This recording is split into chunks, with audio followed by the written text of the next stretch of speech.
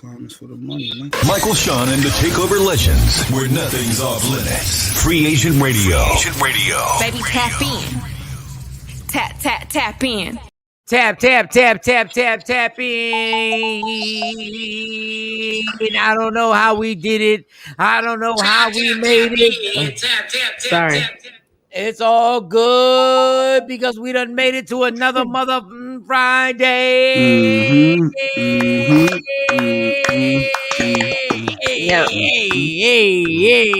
Oh, let me get everybody on the IG live. Let me invite Jay Blizzy on the live, man. When it's a Friday, you don't give a damn. Just put everybody on. Anybody who wants to get on the live, matter of fact, hit me up right now. I'll put you on the live. Don't give a damn. Shawnee Scott. I'm about to put Shawnee Scott on the live. Okay, y'all. It's Friday. We get it popping no matter where you at. If you go into your 9 to 5 and you got us on Media Room 360, you can do the Bluetooth. You should not be looking at your phone. If you're watching us on TV, God bless. And we will say good morning to only got two options. Go back and forth,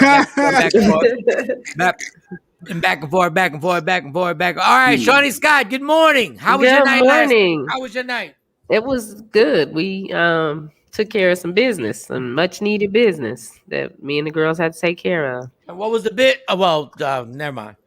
I was about to no, you can know. It's different. But we I'm a planner.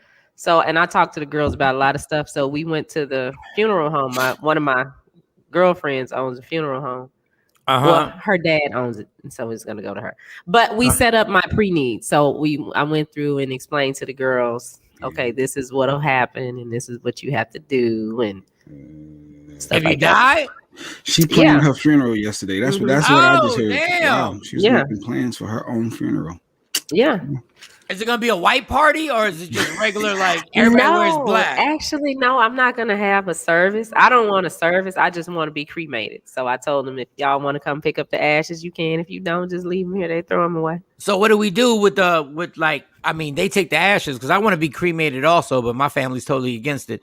I want to be cremated also, but do we do a ceremony? Is there anywhere I can do a speech or anything? Ladies free before 10? Like how does it work? It's completely up to the girls. It's what they want. They know I don't want to have a funeral because my thing is I'm not financing a party and I'm dead. That's what we not gonna do. So the girls know who is important to me and who was important to them, and they'll reach out to those people and come up with whatever they want to do with those people. But I was like, you don't have to spend this money on that. So that's why I'm going ahead and I'm gonna pay for the service. The life insurance policy is theirs for them. So did you tell them to do something at the Addison Improv? Maybe we'll just do like a special show.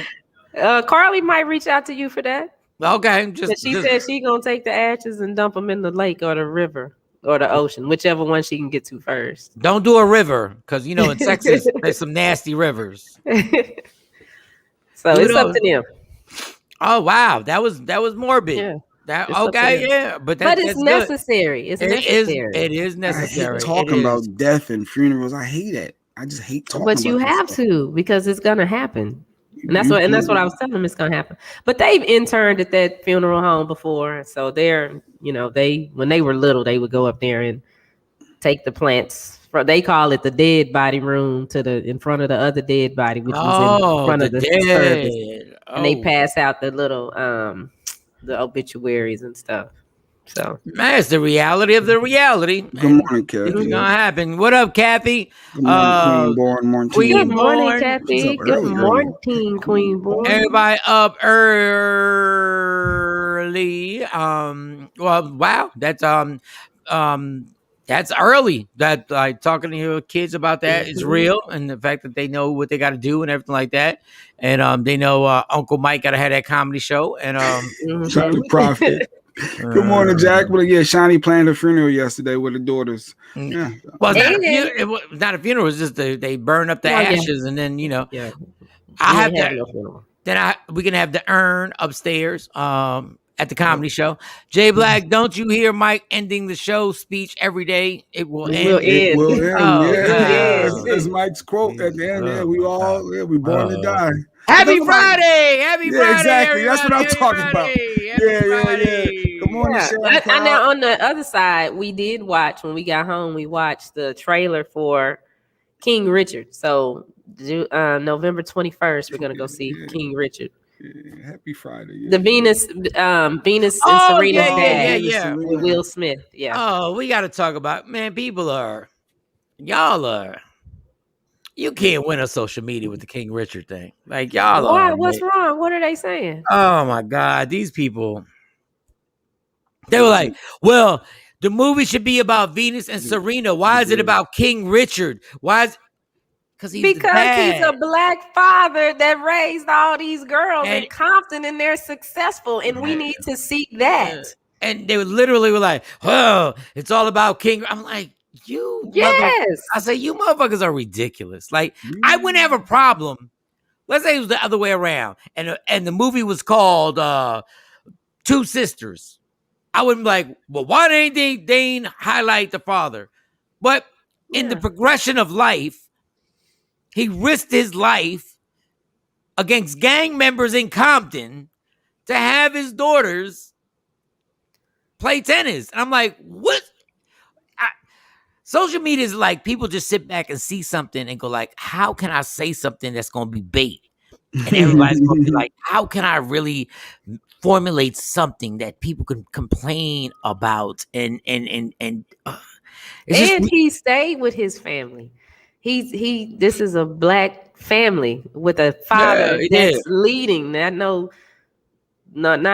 whack daddy. And what's every other weekend? Yeah, he ain't good. He's there. He's there with his wife and his kids. That is to be applauded because usually it's the single mom story. Oh yeah, exactly. We tired of that.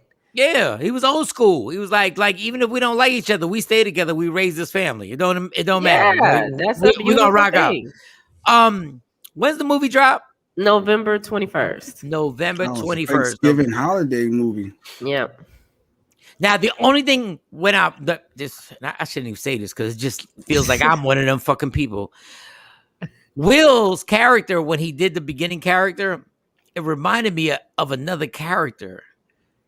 It reminded me when I saw the promo, the trailer. Damn, I'm trying to remember what character it was. But F it, I'm gonna watch it. I probably won't even do HBO if it comes out on HBO Max. I'm probably going to the movie theater to go watch it. I agree with you. Nice. Totally. And I think he still gets money, or the movie still gets props if you get it on your HBO Max or whatever, how they flip that situation. What is that character that he played? When I first saw it, I say he's talking about when he was with his son? Yeah. With his son. Yeah, that's what it reminded me of too. When they were homeless. Pursuit of Happiness. Pursuit of Happiness, yeah. When I saw it, I was like, oh, this is one of those. Yeah. But, good morning, Steph. She said it's Fun Day Friday. Friday the 13th, people. It's Friday the 13th. Fun day, right? It's fun. Yeah, 13 don't even scare me. I hate them like unlucky numbers and all that. And Friday the 13th was a bunch of white people made a horror movie that was Friday the 13th. And then we all thought Friday the 13th was bad luck. But happy Friday! Jay Black, good morning. Good morning. Yeah, good morning. Yes, Friday. Have some fun. I'm glad you sounding better. You feeling better? Dog, I did a show last night. Mm-hmm. Like I said, that he ain't tell nobody about, but okay, go on. No, I didn't. That was my bad. And it was in Burleson, Texas. And shout out to my man Ray and Righteous Entertainment Media. Okay, I want to say this. He was like, we got some artists that are going to perform and we want you to host it, but we want you to actually do your thing and do a set. I said, cool. So I went out there to Burleson and I was following the GPS. And the further I went, the more I was getting nervous. And I said, because I didn't have a full tank of gas. but then the further it got, I got a full tank of gas and I had my phone charger. And then we went, it was called something Winery Lake. It's in my phone, but I got my phone, Lake Oaks Winery and Tasting. So it's like you can taste wine, do a tasting thing. So when you get there, it's a dirt road, but when you walk in, the place is really nice. Mhm. But it's obviously Burlington. I had never been there before, and they got people doing wine testing and everything like that. Then it's us going into another spot over there. It was amazing. So, but what I'm saying is, like, when you normally do something like that and you have artists and they're like, well, we got this rapper, we got this rapper, we got this singer and a rapper, and you're thinking it's gonna be monotonous. It's gonna be the same thing. So I go over there, I do like 35 minutes up front and kill it. And then I listen to the artist, and I have the artist written down somewhere because it's on my phone, but I wrote it down. Dog, all these artists were absolutely amazing. And I was just like stunned because you know how many shows me, Jay, and Shawnee have done where it's just like, it's going to be new music, it's going to be artists, and you're going to be like, everything's going to sound monotonous and everything's going to sound the same. Mhm. They were 1, 2, 3. I think they were 3. Were they 3 or were they 4? And when I tell you, each of them sounded nothing like the person in front of them. And I'm not saying, I'm telling you honestly, like, normally I just bring up the musical artist and I go and start thinking of maybe more jokes to say in between. I never left. Like, these dudes were absolutely amazing. One guy, I thought, it was Dawson. It was Dawson. Damn, where I put that paper. I think it was Jimmy Dawson, the incredible Jimmy Dawson. He just had a guitar. I'm thinking everybody's a rapper. And he got the rapper look. I profiled him. He got up there, had a guitar. Profiled. And sang like 4 of the most amazing songs with his guitar. And there was a guy named G Champion. What's the other dude's name? Jesus. Like, when I tell you how creative this guy was, I mean, long story longer. I kept sitting there, and when they got done, mind you, I'm hosting. I do 35 minutes up front, and I'm hosting. When they got done, they were like, all right, good night. And I literally forgot, and I would have to jump up and be like, oh, that's all you doing? That's my cue. You got caught up in watching the show and forgot. I run, man, they were one of the most of that event with that talent that was on there. It just makes you wish that you were maybe a Jay-Z or a Will Smith or somebody who had enough money to just go like, I'm gonna sponsor this tour. And most of them were from Dallas. Most of them were from Dallas.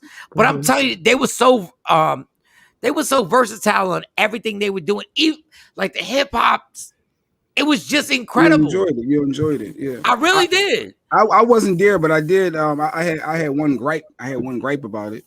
What? When I saw the photos, I said, "Well, it's an all-white party. Why does Michael Shawn have on a black shirt and black sneakers at an all-white party?" So I was a little thrown off. I had a white jacket. I had white pants. So you're that guy. No, you're that guy to go to an all-white party. I'm gonna be real with you. I'm gonna be 100% real. I hate white parties. I hate white parties. And I'll tell you why I hate white parties. Mm-hmm. Because I don't think people understand how impossible it is to have all your whites match. And I know that sounds crazy. What do you mean all your whites match? Yeah, but unless you buy everything together, all your whites don't match. Like, I hate having 3 different types of whites on. Like, there's like the creamy white. There's like the white. There's like, so I hate it. I don't understand why people make people wear certain clothes but I didn't buy my outfit all together. So I had to nitpick and bring like this shirt and then this jacket and then these pants. And we got an all white party going on with Rodney Perry September 4th. So now, what you gonna wear, blue? No. Now, number one, the great thing is that you do stand out in everything. You stood out. You absolutely stood out.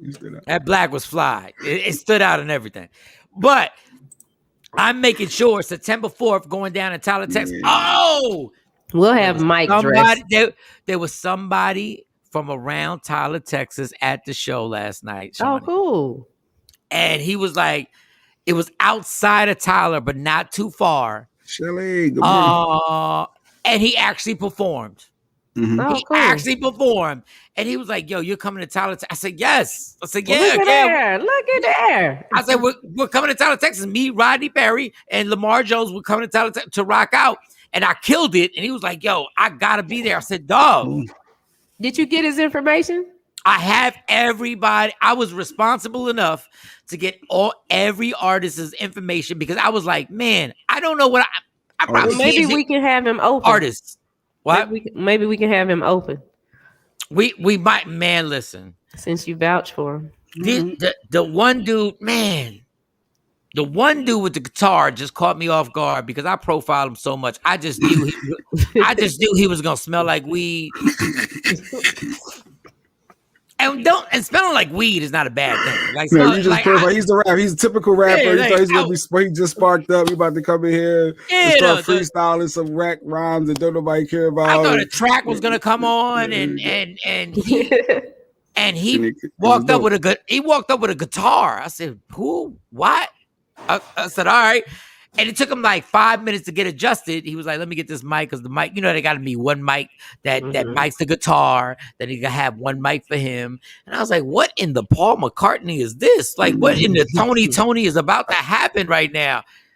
Man, that dude sang one song. The first song he sang, I'm not even going to get into it. The first song he sang, I was that person killing me softly.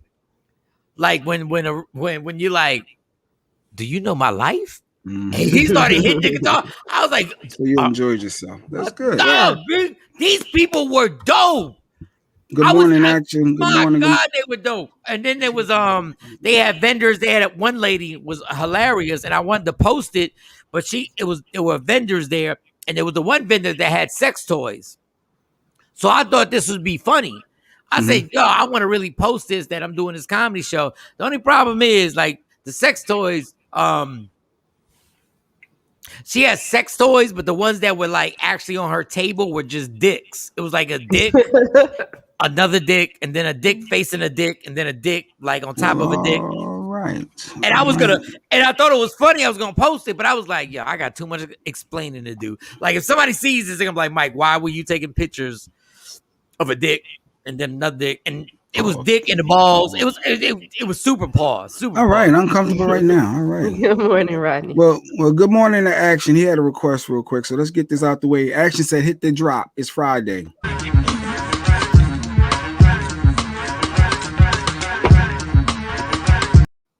It goes. Good morning, people. Good morning, Shelly, Afro Queen. I think I shot her. Robin Wakefield. Good morning, Robin usually joins us late. She's up early this morning. Good morning, Robin. Dave, Steph, and everybody. Go ahead. And I'm trying to lose this weight. So there was another vendor who was selling. Back to this party. No. Just don't rush me. Shut up. Don't rush me. It's 3 hours. Jay talking all that because Shawnee gonna be out of here. Then you're gonna regret that we didn't extend this. Yeah. There was this lady. We got Dr. Smith. There was this lady with banana pudding. Okay. Now we're talking food. All right. What are we talking about? And she brought a sample to me. And she was like, could you try this? And I was like, I'm really on this diet. I'm really trying to, can you try it? And I had this banana pudding. When I tell you motherfuckers something, this banana pudding was the most amazing banana. Hold on, stay right there. I'm going to show you. She brought me a little. You got a picture of it? Like, what do you know? She brought me the little tin. He got the tin. Hold on, she brought me a little sample. It was like it was like a shot glass. And anything in a shot glass I like. Shot glass. Yeah, they put it in the little, the little. And she had the little spoon, and she said, if you like it, just let me know. And I tasted it, and I was already ready to cringe. I said, all right. And I did my little thing where I was like, oh my God. And I think she thought I was being polite. She's like, if you like some more, just let me know or whatever. But I didn't want to be greedy. Number one, I had no cash. I was like, I can't pay this money for it. And then later on, she came back. So go ahead. Y'all talk amongst yourselves, Jason. You don't want to talk amongst yourselves. Hey, Robin. Is this my cousin, Robin? No, I think this is Sexy Mo's mama. I think this Sexy Mo's mama. Okay. Yep, she's hitting the dollars. Oh, that's good. So that means you got to link up with Mike and Shiny when you get there. Yeah. That's good. You want to come by? Come on by. Yeah, I wanted to get into this. We got a couple of nice Oh, stories. slow down. He's Slow the fuck down. Slow down. Let's talk about the banana pudding. I ain't got none of. Let me see. And now I got a big pint of this. You supported her and brought one. Or did she give it to you? No, this one I supported. Go. And he gonna eat it at 6 o'clock in the morning. 7:30 in the morning. This is the most amazing thing I've ever had in my life. Like literally, last night I call Stacy, my fiance, called the kids and said, "Hey, I'm home." The kids was like, "Dad, we're asleep." Like, why are you calling? I gotta tell you about this great banana pudding. I was like, I gotta tell you. And I was like, Stace, this banana pudding is great. Stace was like, okay, I gotta wake up in the morning tomorrow. I was like, all right. And then I had gotten a phone call from my mom, and she had called me while I was at the show. Why she called me so late, I have no idea. So I called her back, and I said, Mom, my mom enjoys stories like this. Dog, this banana pudding is the most amazing thing. Dog, remember I said that a few months ago? Mm-hmm. How I ate something, and I said, let me pause before I tell y'all this. And when I put this in my mouth, it made love to my taste buds. Dog, my taste buds are pregnant. My taste buds are pregnant. You better than me because I can't eat nobody's food. I'd be like, I'm assuming she got a website. She sell food, deliver food, because we're going hard with this commercial right now. So I don't give a damn. This is good. This thing right here. What's her name? What's the name of her? I don't even. I got her card. I got like 12 cards. Well, what if somebody want to get some? They can't. We just watching you eat. It's not the point of the story, Shawnee. The point is. Good morning, Ashley. Yeah, Mike is on this banana pudding run. This thing is amazing. Like, I do need to get this lady's name. Matter of fact, I'm gonna get this lady's name. I'm gonna get her name. Because the dude I did the show for, I can get all the vendors' names. When I tell you this right here, this right here, and you see I got a big ass ghetto spoon. I got a big Section 8 spoon. So you want to support her, and you're just inviting her to... tablespoon? You talking about a tablespoon? Yeah, like I'm eating. That's called a tablespoon. That ain't a ghetto but it's spoon. But it's like the ghetto spoon that you're supposed to eat like tomato soup with. Because I eat soup with the same spoon. Because I only got like 2 spoons. My God. All right. Take you nowhere. All right, let's get to Jay Black. Because Jay Black wants to do a fucking show. All right, what did you ask me? We got a couple things in the news. I didn't know if you saw the clip of Andre Drummond, NBA player. Why is everybody making such a big deal? I've done this like 3 times. Oh, you jeopardized your kid's life? Well, first, let's so what happened was his baby he didn't jeopardize his child's life. He saved the child's life. His negligence, neglect is a whole bunch of issues. When you got a little infant hanging at the edge of a swimming pool and then he falls in, and then the person that's watching him standing there with a cell phone and refused to put the cell phone down, and then he has to come fly out of the back of wherever he was at to go save the kid. Can we please play this clip of infant being neglected is what my God.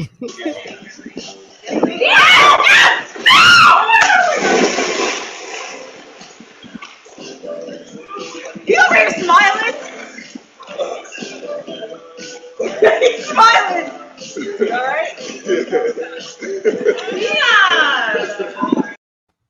And they screaming at the kid, but play that one. I want y'all to focus on the young lady. Can you swim at first? On the left hand side, the lady with the cell phone. Question: can you swim? Yes, yeah, I can swim. You can. You can. Okay, play the thing again.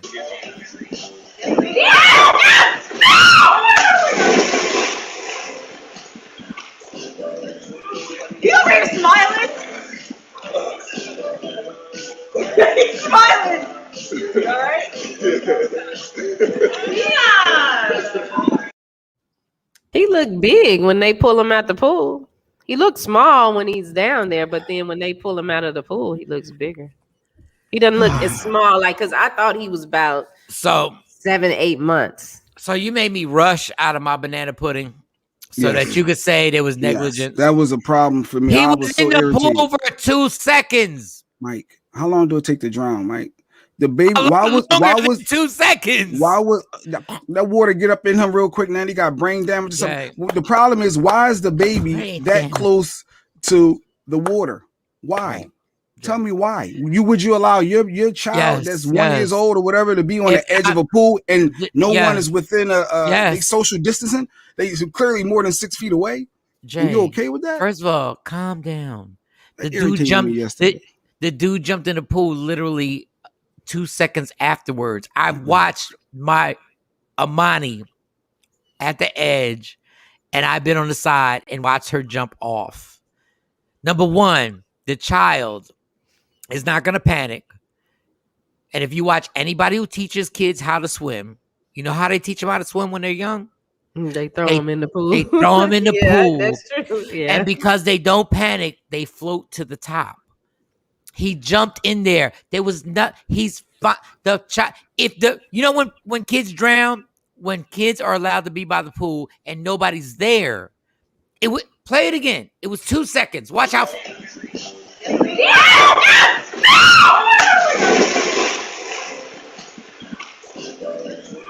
You over here smiling? It's not even 2 seconds. It's a second and a half. I couldn't even go 1 Mississippi, 2. He was already in the pool. And you're okay with whoever's watching your kid doing that? They were 3 adults there. They were 3 adults. He was literally in the pool. If we had a timer, he jumped in and his dad, and shout to Andre Drummond, was in there in a second and maybe 1.5. And you have no issues with someone allowing your child to be at the edge of the pool. Who's watching them? So then you see the kid getting close to the edge? Like, Jay, who's with them? Jay, I'm the dad. I jumped in in over a second. How fast do you want somebody to jump in? I don't want my son on the edge of the pool. He shouldn't even been there. He should have been much closer supervision. Dog, he jumped in the pool. Jeez. Then it irritated me that the female standing there with the mad cell because phone. the girl didn't put the phone down. She never put the phone down. Nobody standing there watching. Nobody was in danger. Right. I disagree. Totally. What? Play the whole video. You would never be allowed to watch any infant kids of mine. No. Watch the whole video and watch the little boy afterwards. You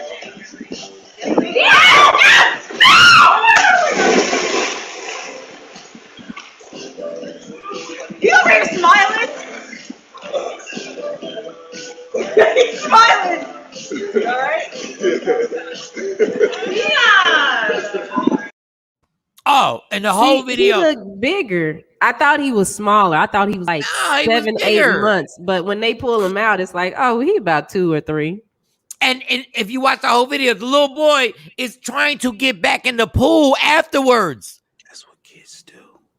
Dog, kids do. Everybody was supervised. He jumped in over a second. You can't have no better supervision than jumping in over a second. No better supervision than a toddler creeping by the edge of the pool. He's not a toddler. The dude was a big dude. He was a toddler. Little man was good. 2 or 3, yeah. That's little man was good. I thought he was a little baby. You interrupted my banana pudding story for this shit. I was irritated when I saw that. I was irritated. I was so irritated. Oh my! I saw the group text message. I was like, "What the fuck is he talking about?" I didn't know this was you. Are you kidding me? Dog, a lifeguard at a pool couldn't have jumped in faster than the dad. A lifeguard wouldn't allow that. Somebody shouldn't allow that kid to be on that. Well, lifeguard really don't care, but your parents should not allow their kid to be that close. I was irritated at first too, but then like when I look at it now on the big screen and see, oh, this is a big boy. Dude, he all right. As long as the dad think about what you're saying. The dad was a 2.5 away. When I'm around the pool, as long as I'm there, I let them get crazy. I'm like, okay, I got it. I let them get right on the edge when they were young. Go ahead, y'all get on the edge. Y'all, I'm right here. Because I know if you jumping in that crazy, I'm jumping in and scooping you up because I can't swim for real. And I'm scooping you up and bringing you back. So you're acknowledging the reactive part, and I'm saying about the proactive. Like, yes, okay, he reacted great, but where's the proactive side to avoid that from even getting to that point with a little baby? You're watching them. They were being watched. Obviously, Andre Drummond was watching the kids when he jumps in that fast. He was watching them. That's why his reaction time was amazing. He saw old boy creeping. Well, the little boy stood up and he got up and jumped in. That's what he wanted to do. Kids. First of all, Stephanie, if he was unsupervised, the dad wouldn't have jumped in a half a second later. He was unsupervised, Mike. Hey, that's my opinion. That doesn't make any sense, Jay. If he wasn't in an arm's length when you that little. Okay. So why did he jump in a second? In a second. Because he reacted. He reacted till when he saw his baby going in the water. He reacted. He heard the splash, the scream. He jumped. Good morning, so the definition of unsupervised is that he saw what happened and he jumped in, which means they were supervised.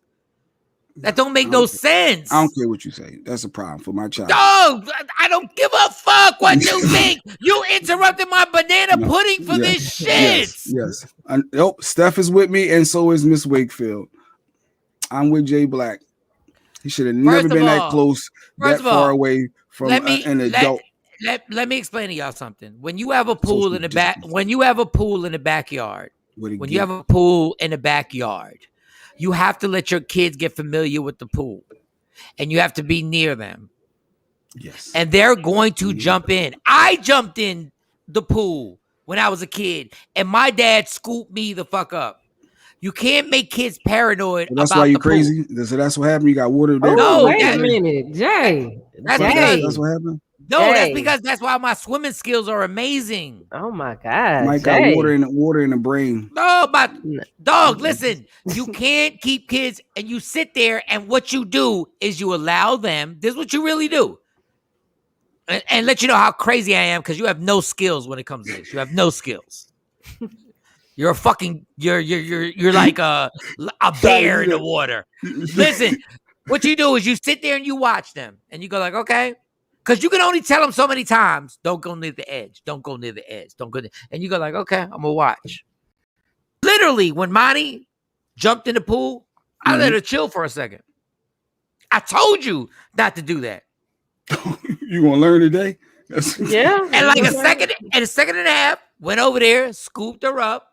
And she was like, didn't panic. I was like, oh my God. First of all the yelling and screaming, all that doesn't help. Scooped her up. And she was like, oh, water in my nose. I was like, you good now? You respect it now? You respect this whole thing? You respect it now? You got it? Yeah. What did she do? She turned around and went and jumped right back in. And I said, cool, let's go. Jump back in, let's go. Yeah. And that's how you learn. And that the reason why kids, and I'm saying this for real, and they will tell you all the time, why kids drown in pools is because we don't expose them to it early. Because if you don't panic, you're good. Your natural reaction is your body is going to float to the top if you don't panic. But if you get crazy and then you start doing all this other stuff, that's how you wind up drowning. He was, oh my God, how was he unsupervised if the dad jumped in a second? Read the comment. No one saw him creeping, getting closer and closer. Like she's saying, go ahead, keep reading the comment. His dad saw him. People, you can't react in a second. You can't react in a second. No, those ladies were lucky that the dad was there because Jesus Christ, the dad was there supervised. Y'all can't say he was unsupervised, but the dad was there. The way he jumped, his ass was scared. His ass creeped in the pool. Play the fucking video again. This is how every kid goes in the pool. This is how I went in the pool.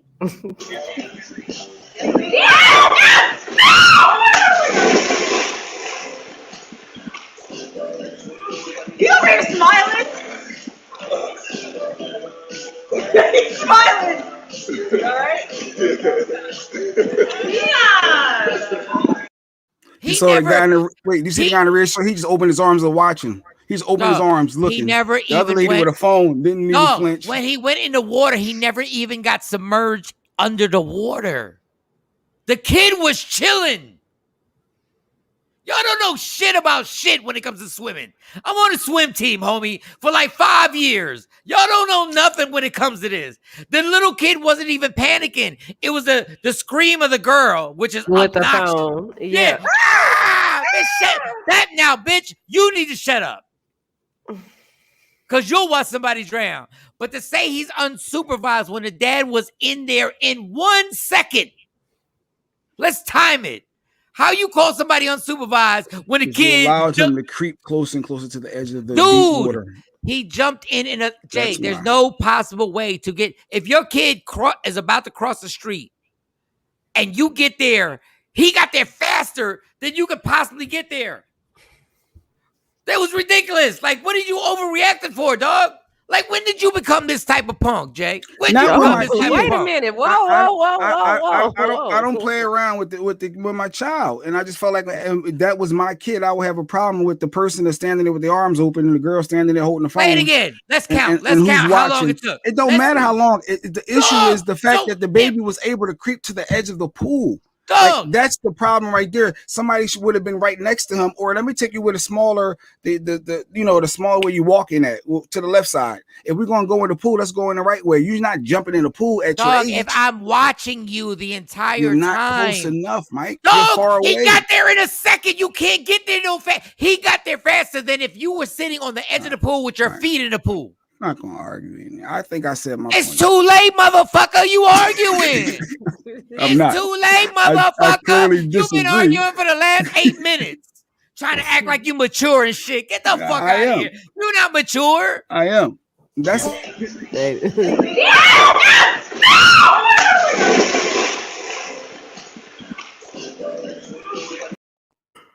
second. Shawnee, let me ask you something. Let me ask you something. That's not all it takes. That's a lot. Why would you say we read Stephanie's comment? I'm trying to get all the comments in. Can we read comments? What is Stephanie saying? She's saying he's smiling. Her ass is scared, telling herself that shit they got, but what scared as hell. Okay, why are you saying, bitch, this punk that shit goes left? Stephanie, what the fuck are you texting? Steph, I don't know. She's upset. But what was your question, Mike? Shawnee, if somebody responds in a second, how can you beat that? I just want to ask you this question. How can you beat responding in a second? Like, what would be a better time? Because I know you're a track mom. What would be a better time responding in a second? I mean, I think the dad did. He did everything he possibly could. I don't think you could get it. Don't get no better than that to respond that quickly. Hold on, Shawnee. Do you know what's better than a second? Because I know you're a track mom. Not needing to. It's 0. Yeah, you don't need to because you were on point. There's when you saw no the kid way to get there in 0. In 0, yeah. There's no way. It couldn't have been no better than that. But I mean, kids do that, and when you at your house, when you not at your house. I mean, and that's what's going to happen if you don't teach them the right way. When you're not there, he's going to do the same thing. There's going to be no one around to save him. Oh, but see, they wasn't at a pool. I mean, I speak on my kids. I started them in swimming lessons early, but whenever there was water, I'm always there with them, and I let them go out there and do things. But I thought when you sent this, I really thought this was like a 7-month-old or something that got in the pool. But when I see how big he is, like, oh, he would have been okay. Yeah, he's at least 2 or 3. Good morning, D. Marie. He all right. But they teach the little babies, the 6 months and 7 months old, how to swim. They throw them in the water. Throw them in the pool. So we trying to say that was a swim lesson? So that was a swim lesson. I'm not saying it was a swim lesson, but the girl was sitting right there. She saw him when he raised up and he was getting ready to jump in. So it's not like he was just crawling around and he fell. He jumped in there. So I just want to say, how can y'all people say it was unsupervised when he got in the pool in a second? Yeah, I mean, what y'all want to do? You keep missing the point, Mike. The unsupervised is when the kid was further back. He was watching the kid. Daddy. So the video out. Should we call CPS on the daddy? Because he got him out.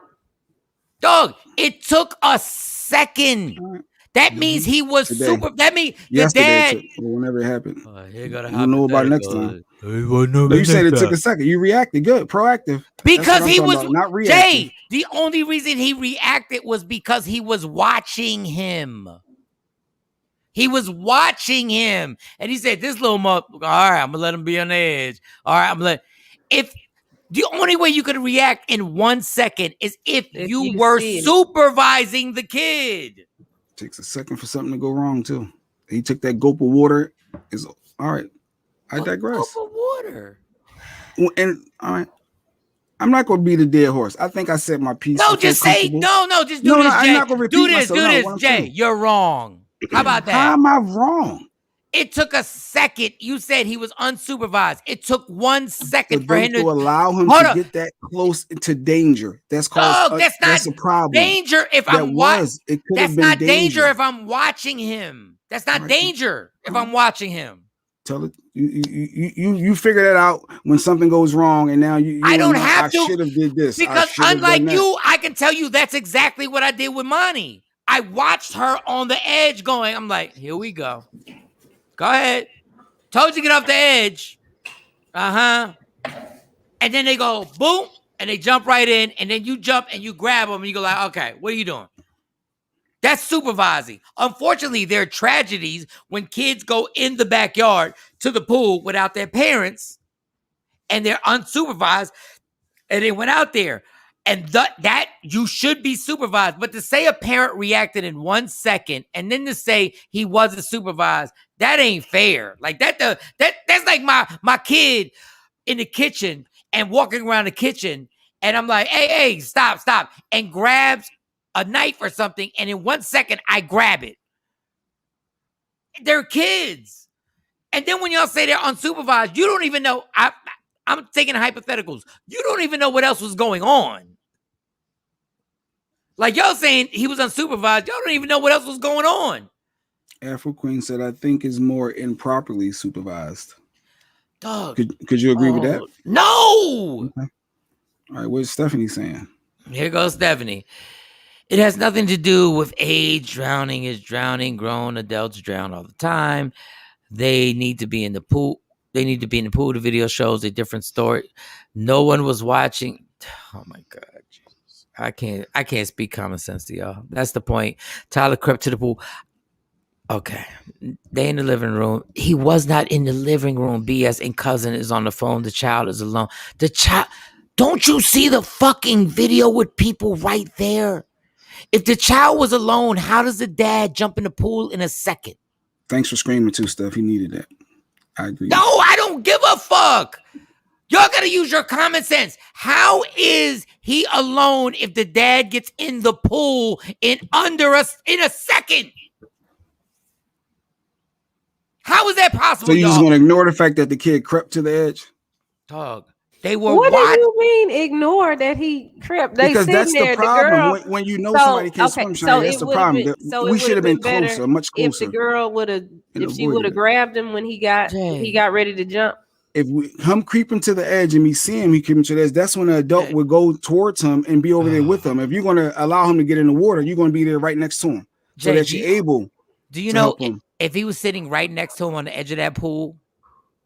If he was sitting right next to him and the kid just jumped in, I'm not letting you creep to the edge. I'm putting. No, you're sitting right next to me.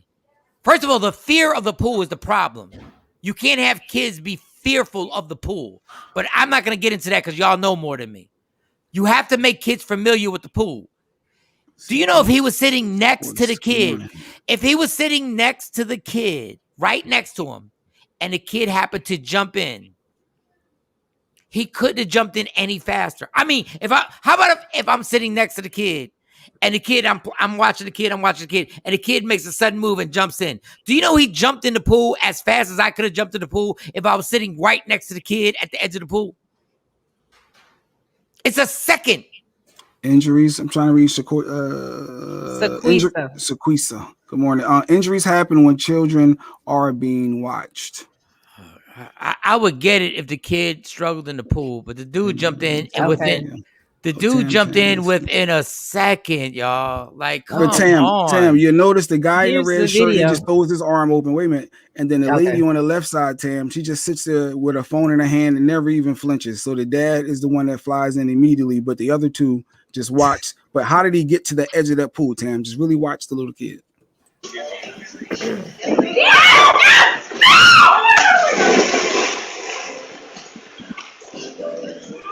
You over here smiling? He's smiling. Alright? Yeah. And the caption even Chick says over a there, parent's worst nightmare. she's over there in the hot tub. She not even. It's I a thing there. I wish we had the whole video because when they pull him, the kid is like this, ready to jump back in the pool. He's fine. It took 1 second. And my problem, once again, is that y'all saying he was unsupervised. How can I get in the pool faster if he's unsupervised? Oh, Dr. Smith is here. He's in the waiting room. Yeah, he's here. I'm going to bring him up, and I got to take my kids to school, so I'll see y'all in about 45 minutes. All right.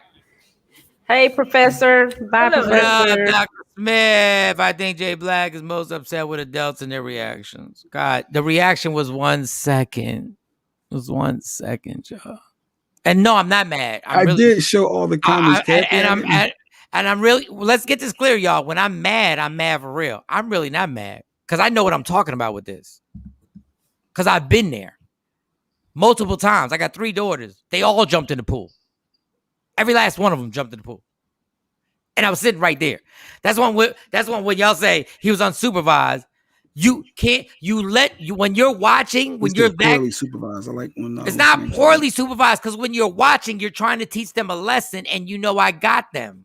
I said, I already know what these kids are gonna do. I already know they're about to creep in this pool, and I'm gonna keep telling them, don't jump in the pool, don't jump in the pool. And my thing was, I ain't even jump as fast as he did. I gave them the little second thing, and then I went and scooped them up and put them on the side. I said, "What I tell you? What I tell you?" But I ain't yell at them because I don't want them to be scared of the water. I don't want them to be scared of the pool.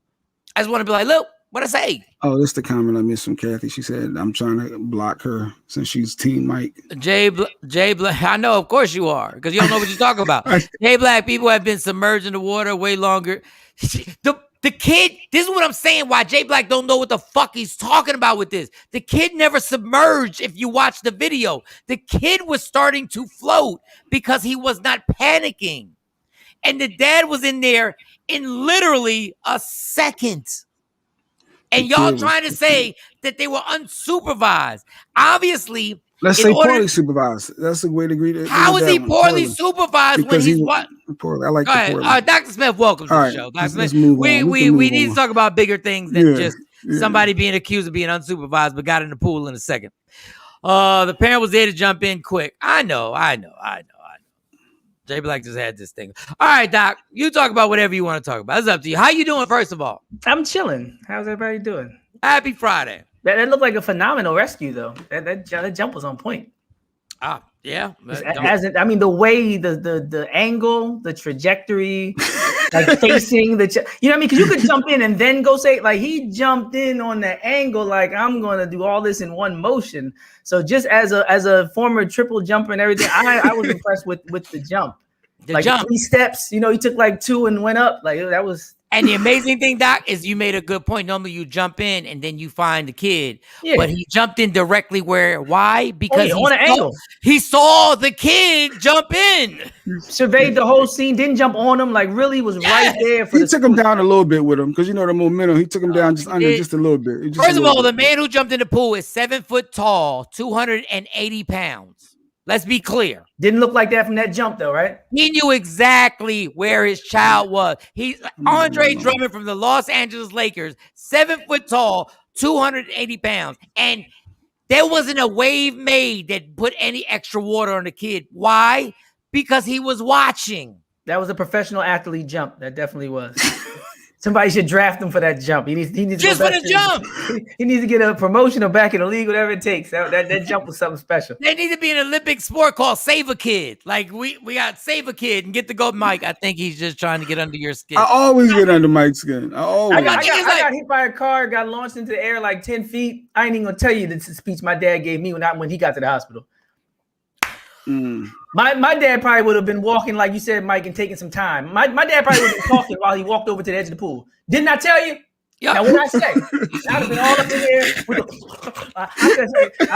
no. My dad might have gave the stick. My dad might have put the stick out. You know, the little lightsaber with the little paddle or something. If my dad had a suit on back in the day, no, he was not jumping in the pool. My dad would have said, "Didn't I tell you to stay out? Matter of fact, back in the day, we had no seat belts, and you'd be lucky if your parent would blow the cigarette smoke out the crack in the window. You know, and you just had to shut up. You know, you get beaten without them looking back. There was no seat belts in the car. We'd be on the highway, secondhand smoke all in your face. If you start drowning and people told you 10 to 20 times, don't run, keep out the pool.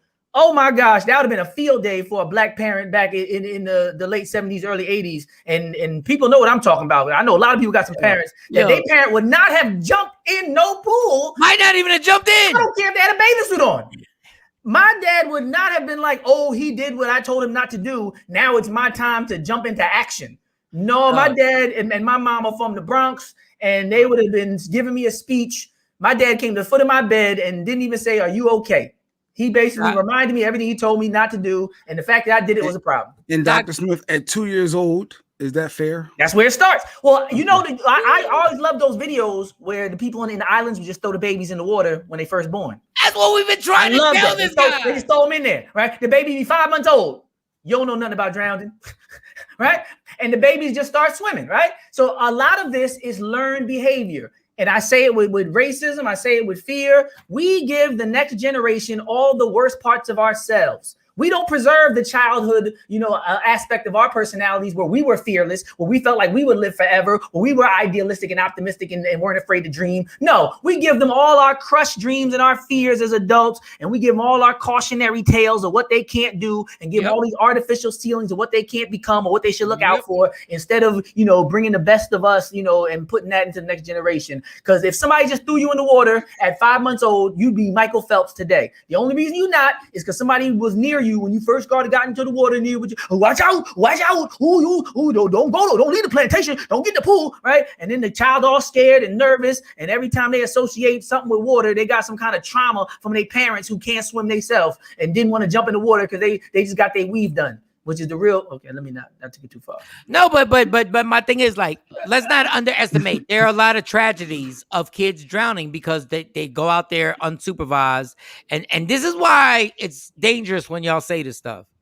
There are a lot of tragedies that happen when kids sneak out to the backyard and they drown. They haven't been taught to swim and they drown, and that is tragic because I don't know how I would deal with that. But we can't say that this child was unsupervised. When the man got in the pool in a second, we timed it. Like, that's when we really got to slow down. Literally 1 second? Wow. Yeah. Like, if we played a video, I never get to 2.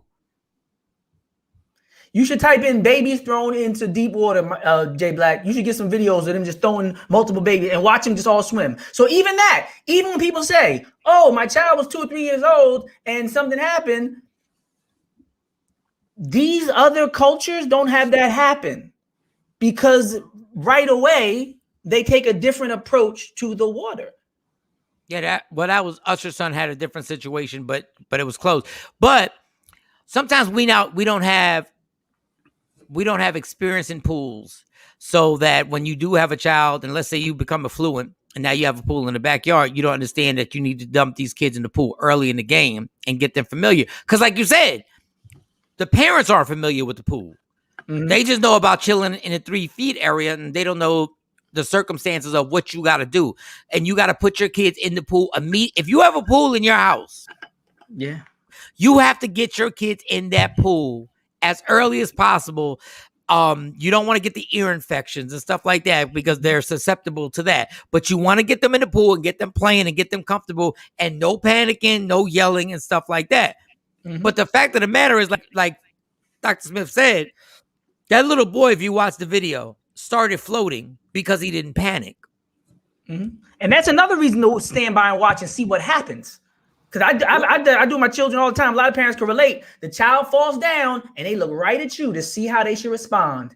And if mom goes like this, the child starts crying. When dad goes like this, the child starts laughing or doesn't cry. My son will go textbook. If you start looking like he should cry, he'll cry. If you start looking like it's funny or he should get up, he'll get up and keep it moving. He'll look right at the adult. Now, after the age of maybe 2 or 3, now he's programmed. Now you got some kids. I used to work in the nursery. I could tell how the parents responded based on how the children responded when something would happen to them. Some children bust their head wide open, become say, Miss Smith, cut, right? Blood leaking. I'd be like, oh my gosh, got to call the hospital. Another child just falls on the ground, waiting to get picked up. And I'm like, get up, your knees work, right? I can't say it to the child, but in my mind, I'm thinking, yo, you fell down. It's not a reason to have a mental, emotional breakdown. But then I said, aha, right? If your parents never prepared you and strengthened you emotionally, then you just suffering a regular fall or tripping is worse than this other child busting their head open because they've been through it all, seen it all, and their parents prepared them for life and say, hey, you can still decide, regardless of what happens to your body, how you respond to it. So when my son used to look at me after he fell, I'll be like, man, get up right away. Now, if he's really hurt, you're going to see it. He's going to have trouble walking. He's not going to be able to move his fingers. You can tell with a broken bone. That's different. But in that moment, you fall in that pool, I'm looking. How's this going to turn out? Because you might end up swimming. Now, I done jumped all over you and got all scared. And now you like, oh, my God, what happened? I was floating fine. Why y'all mess up my swim, right? So as the 2-year-old might have been looking around like, why y'all tripping? Like, I was above the water. Like, what y'all doing? So I need to really, temper my own fears and what I'm not able to do. A lot of times people don't like you to try things and dream because of things that they're too afraid to do or they're not able to do. That's why people from your hood are the ones that hate on you the most when you make it. So the same thing with parenting, just like the 5 heartbeats, you ain't going to be ish because I ain't ish. A lot of times parents really got to check themselves and say, maybe my limits are not my child's limits. My children might be better than me and might go further than me. And I got to know when I'm giving advice and being wise and giving cautionary tales and when I might be borderline hating and limiting my children based on what I wasn't able to do in my lifetime. All right, let's get, we spent time on that. Let's get this bank. Was something that really, like this whole thing that people say, oh, you're getting mad. I'm not mad, but this subject, Ben Crump, now this situation where somebody's going to look at a black man's going to look at a home. You already know how it's going to end. When you just said that, people who don't even know the story, they know where you're going. Go ahead. A black man goes to look at a home with a real estate agent. This is almost so to the point. I have a family member. His name is Joe. He's with my sister. He's a white man. He's one of the most amazing people I've ever met in my life. Like this man who happens to be white, I trust him with everything in my family. He has literally done things for my mom and dad that are so amazing. He literally is the one white guy that I know that I would take the lie to take the test to say, this man doesn't give a damn what color you are. He gets it. His heart, if I called him right now and he's at work and I said, can you please pick up my kid, Amani, Akela, Autumn? They're sick. He would drop what he was doing. But some of y'all white people, and I witness this every day. This man makes Thanksgiving dinner for my family. My mom, my dad, Stacy, my family. We go to my sister's house. This man this man is a saint. But when shit like this happens, it makes you just want to be like, fuck all white people. And I know you're not supposed to do that. I know in my heart you're not supposed to do that. But when a man just goes to look at a house with a real estate agent and y'all arrest him, I don't know what the excuse is. Now, I don't know if you're familiar and you saw the video, Dr. Smith. I don't know if you saw the video. Yeah, I saw some of it, yeah. When they like walk backwards and walk to me and all this. They keep your hands up. Well, yeah, a white lady had called the cops and said that it was a B&E in progress. It was a black realtor showing another black family, a guy and his 15-year-old son at home. and they thought they was being vandalized and broke into, and the cops came very aggressive to the scene, and some wonder if it was a white realtor showing to a white family, would it have been the same outcome? Who won? So, Who won? so I got a little Let's bit see of that. Let's roll that clip. Alright, go ahead. Keep coming. Okay. Good. Go ahead, just turn around, put your hands behind your back for me. Interlace your fingers like you're praying. Step back further. Step back further. Step back. 2157 to the unit belt front. Both targets in front. How many people are inside? 2 in custody. We're going to step inside. What's up, neighbors are calling in that you guys are breaking into them. So there's no one else inside? No. Okay. So, back to it. Get my phone in my pocket. Yeah. 60. Monitoring custody. If you get it up to my face, it should unlock. Okay. Copy 2160, all 3 in custody. Release in the air. Right here? Yeah. This work? Yeah. Central Park for real estate? Yeah. This thing works on the satellite? Okay. Yeah, he's a realtor. Okay. So the cops, as you see with the handcuffs, and they had him show him that I'm really a realtor, and he had to use the face recognition to get the code out to show him, look, this is how you do it to get in the house. And so once the cops were able to verify that, then they no longer were detained and took the handcuffs off the 15-year-old boy and the black father and realtor. So they did have guns out though. Yeah, absolutely. So much. I saw some of the video afterwards, and I'm not good at this because I've been in situations where, they make a mistake and they don't want to apologize, and that's when I usually have an issue. I'll admit that's where I usually don't make the best decisions. At this age, I make better decisions because I have children. It's a different story. But 10 years ago, if I get stopped and I didn't do anything, and I fit a description and they totally find out everything I was saying was true and they were completely wrong and out of pocket, that's when I, as just a human being with a base level of respect for myself, I used to say too much. Because when they said something like, be safe, I'd be like, wait, you're not going to say sorry? You're not like just as a human being. And I know a lot of times that's a problem to ask for a police officer to say sorry when they're wrong and all that kind of stuff. But I had an issue with the man being so accommodating. Like as the video went on, he was like, yeah, I understand. And I really believe that that's part of the problem too. I know he wants to survive the encounter and, that's not his lifestyle. And he's one of the good ones. And he probably made a way. A lot of black people feel that way. As long as I'm one of the good ones, then it's okay that they treat the other people that way. And I have an issue on that end, as in addition to the obvious issues that I don't like when black people make this normal or respond in a way where it's like, I feel you, I get it. You just doing your job. Policing has changed. If there was a vandalism call in the 80s, police didn't arrive with their guns drawn. How do I know? I won't share. But I'm just saying, when the police were called for something like breaking and entering and vandalism, they just pulled up. If they had the lights on, it was like a big deal. They would just pull up and they would start investigating. Now, if you tried to run, if they saw a gun, if you got hostile, if you were different story. But they would begin an investigation by saying, hey, come here for a second. Hey, don't run. That's something like that could happen. But if you walked over the way he was walking over where you could see his hands, they wouldn't be like, turn around, put the cuffs on you. Like, what? You don't even, he has no weapon. He's walking towards you. So he's complying, cooperating, and he's unarmed. That's when you say, we've gotten some calls about you right? Like, why do you need to cuff him? How is he a flight risk if he's walking towards you? He would have ran by now. There's 5 police trucks when he's walking towards you. But wouldn't the cops say they don't know the scene? They have to maintain and control the scene. You investigate. But the decision, think about it. How many times do you see an old white woman in cuffs? They investigate all the time. They pull up on scenes with all different demographics. They investigate. You seldom see a white woman waiting to find out what happened on the curb.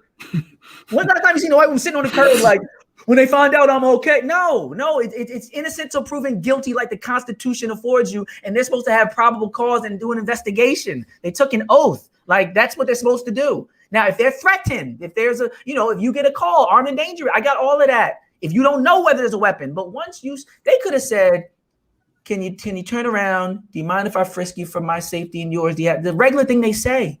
They could have said, put your hands on the hood. He was walking right towards him. Turn around, put your hands on the hood. Do you mind if I search you? Okay, if I can't put my hands in your pockets and I can't search you, can I pat you down? Do you have any sharp? The regular. Like, what about that man and that call made you say, no, I got to get the guns out. You got to turn around. I got to put cuffs on you. Cause what? Cause what? Cause somebody broke into a house, so they might be stealing something? People don't know how traumatic it is to have a gun drawn on you. 15? And that's not your lifestyle. I'm not talking about somebody who grew up in the hood and their friend done died by the time they 10. I'm talking about what appears to be a suburban child if your dad's a real estate agent, all this, right? They're looking for houses and all this in these neighborhoods. Scarred for life. You've done something different. People who wanted to be in law enforcement, one experience like that can make somebody say, oh, hell no. That's so sleeping like for months. So the kid that I saw get apprehended, why was he the spokesperson? Like what happened? No, like, that wasn't the kid with the cup. That was the realtor agent. Okay. It was another black father and his black son that was younger that wasn't shown in that one little and they were clip. all they had all of them come out one by one, walk backwards with their hands up, and putting, and cuffed them all up. And then once they were able to ask more questions and the guy said he was realtor, he said, well, prove it. And that's when he walked them over and he showed them and got into the house. And I don't have a problem on how he dealt with it if there's a lawsuit coming now. I got you. That's You're all. Playing nice so you could go do it the right way. I got that. But Dr. Smith, I get what you're saying. Because when you take the cuffs off me and you tell me we all made a mistake, right? Yeah, is that what we did? They always want to talk and explain it and make it okay. But then my thing is like, okay, since we all made a mistake, now I need your badge number. Yeah. Now I need your name. Yeah. But understand the level of how far you have to go to really do this. Like, no human being is supposed to be like, you put handcuffs on me because I was selling a house to two people who wanted to see the house. And and you stuck a gun in my face. I have to take a deep breath and then I have to go, sir, may I have your badge number? When in reality, I should be yelling and going nuts. Like, how in God's green earth could you possibly stick a gun when I'm selling the damn house? And who is the bitch that called? So y'all are saying both y'all saying, I guess the same scenario. What he's saying is the guy didn't say, oh, I understand. It's no problem. You're doing your job. So he agreed with the cop when it was all said and done. And you're Dr. Smith, you're saying we shouldn't do that. Mike's saying, no, we should not be saying it's okay at that point. Yeah, unless, like Mike said, unless it's a strategy. Unless you're like, I'm gonna say all these people. Oh no, I feel you. No problem. Have a good day, officer. Like you said, got badge numbers, got names. About to call Benjamin Crump. Now, if that's the reason you're doing it, I have a different opinion of that as a strategy. But the way that he was doing it, it seemed like he had a little bit of go along to get along, a little bit of appeasing Negroology going on. It was a little bit of that, just trying to accommodate and be one of the good ones. No offense to the brother, but a lot of us do that. A lot of African Americans feel like they can accommodate racism in a way that it won't affect them directly, and they can excuse a lot of the realities of systemic racism based on behavior and pathologize other Black people and blame them. And I don't know where he ranks on that continuum, but that energy he was giving off at that moment, I'm just saying personally, I wasn't feeling. It might have been a great strategy, and he might have had a whole plan that I just wasn't aware of. He might be more sophisticated than me. More power to him. That's why I admitted in the beginning, I'm not that guy. In those instances, I might not make the right decision. I might say something that's the truth. Like, why did you do that? Do you do that for older women? Do you do that for white people? And I want to see them try to say yes, because I've lived almost 50 years and I've never ever in my life, I've seen white people with weapons not get treated like that with all the guns drawn. No, and I agree with what you're saying, Dr. Smith. And I just want to say, and then another thing is, we don't know if that was his first encounter with cops like this. Yeah, he might be traumatized. Like somebody said PTSD in the comments. So the panic might have kicked in on, and I've felt it, like, but the panic might have kicked in on, wow, they really can shoot me right now. Yeah, no, you're right. No, that's what I said. They really can. And I don't know what he's been through. I'm saying for me, I didn't feel it, but yes, you're right. He might have a justification. He might have had a family member killed by the police. I don't know. He might be thinking, man, I gotta survive, whatever it takes. So does this change things? Because I see a couple people asking what was the purpose of the Karen's call and who called. So to add context, a week prior, there was a black man that was removed from the house for squatting or breaking into that particular home. So the same lady said, hey, the guy was in a black Benz, and I guess this realtor had a black Chevrolet, and it was like a Genesis. She said, hey, the same black guy's here when she made the call. Hey, they're back. The same man that was arrested a week ago for breaking and entering, he's back in the house now. So that's why the cops said they came in the manner that they came in, because they thought it was the same person, even though it was different vehicles. But what does the same person have to do with it? Did he have a gun last time? Like, what do you mean? So, okay, so somebody broke in, somebody's breaking in. That's like saying there's a shoplifter that was here to shoplift, he's back. Okay, come arrest him. Why do you have to come with the SWAT vibe and all that energy like you're doing like, what do you mean? I don't understand. So if I do it twice, now guns should be drawn? If there's no report of a gun, there's no violent act. Nobody got hurt the last time, did they? There's nobody that assaulted anybody. Nobody showed a firearm. So what do you mean it happened twice? So now we got to come like this? No. So if I'm a career person that breaks, that shoplifts, this is the third time. Like what? Like no, I don't understand. There's no logic to that legally. That if it's a repeat offender that's non-violent, that you become more violent as you engage a repeat offender as opposed to a first-time offender that's not violent. There's no threat. And the irony is, you said it earlier. Okay, so now he did the facial recognition. First of all, when somebody says, "Oh, put your facial recognition in your cell phone," and they do it, well, we already know there's no threat. Like, you knew early in the game there was no threat. But I knew there was no threat, and I'm not law enforcement. When he was walking, like there was that video, the way he was walking, I was thinking, this dude half sweet. He not built like that. He ain't no killer. No. He ain't no goon. I mean, I don't need to see tattoos on your face to see a certain type of energy to know that you the type to walk toward 5 to 10 people with guns and be ready to do some Creole set it off. That energy is apparent once you in those moments. You can look at people and be like, oh, he's not playing. And he looked like he was not built like that. He looked like his whole life was on a different type time, which it was. I sell houses, sir. That's the way he was walking. He was like, so you can't tell. I could tell watching the video, but that's where the cops go against you and say no, because I know I got a relative to the cop. He said somebody had his hands in their hoodie and shot through the hoodie, didn't even know in their pocket. You can't see his hands, and that's good. His hands are exposed. That's what I said. You can see his hands. But say if he had something in his waist, he could have turned around like the cops said. You gotta take those precautions, is what they say. Just playing devil's advocate. Okay, well, so how about this? After then do it with everybody. Do it consistently. When you get white women, do the same thing, because they got hands in hoodies too. Like, don't just do it. It always happens to be us when they take these precautions. No, it's always black cautions. Them handcuffs come out. Cautions. Yeah, black cautions. Their handcuffs come out quick. But my thing is, like, after it's all said and done, I know this is simple. And Dr. Smith said, why couldn't the cop said, yo, we are really sorry for inconveniencing you? Yeah, but we got a call. So, we got a call. It's Karen's fault. She called us, so we had to do this, but my bad. I'm caught up in the middle of some nonsense. Like, what? The cop he did acknowledge in a later video that, man, if I would have just saw the tag, it wasn't the same car from before, we could have came in differently. The cop acknowledged it, and that's maybe why didn't you check the tag from before? Why didn't they do all that prior to everybody come out the house? How about this? Where's the guy going if you have his car? Like, once you pull up and he's not already in the car, you got 4 trucks, he's on foot. How is this really going to end up? Why are you still like acting like this is some crazy thing? You got time. I would have posted up outside, got on the speaker, like, come on out. I'd have been running the tags. You ain't going nowhere, bro. Your car is here. Your car is, you gonna run to the car and get in the car and drive off? Like, where are you really going? How about this part? Did she say there were people in the house? She said it was an empty house, right? The neighbor had this. Okay, so the neighbor is already saying to the cop, there's nobody to commit a crime against in that residence. With 4 cell signs up. So it's different. Now, somebody breaks in a house where people are in. Hey, hostage situation. They done told you. They already told you the perimeter is secure. The house is empty. You're going to a place where the only people that are in there are the people so who are you? Why? What now? How about this part? They always say that Tamir Rice, they thought he was 18 when he was 12, when they shot him in the park in less than 2 seconds, right? So they always think that young black boys in particular are seen as more criminal and older than they actually are.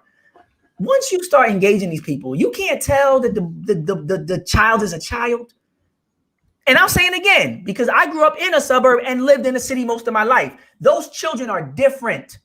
Children who grow up seeing stuff every day are different than children who don't grow up seeing that stuff.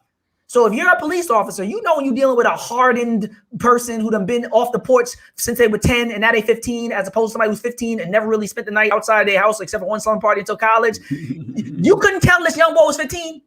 Okay, so you got the first boy cuffed, right? Now you got the father. Any parent is going to let you know that's my son.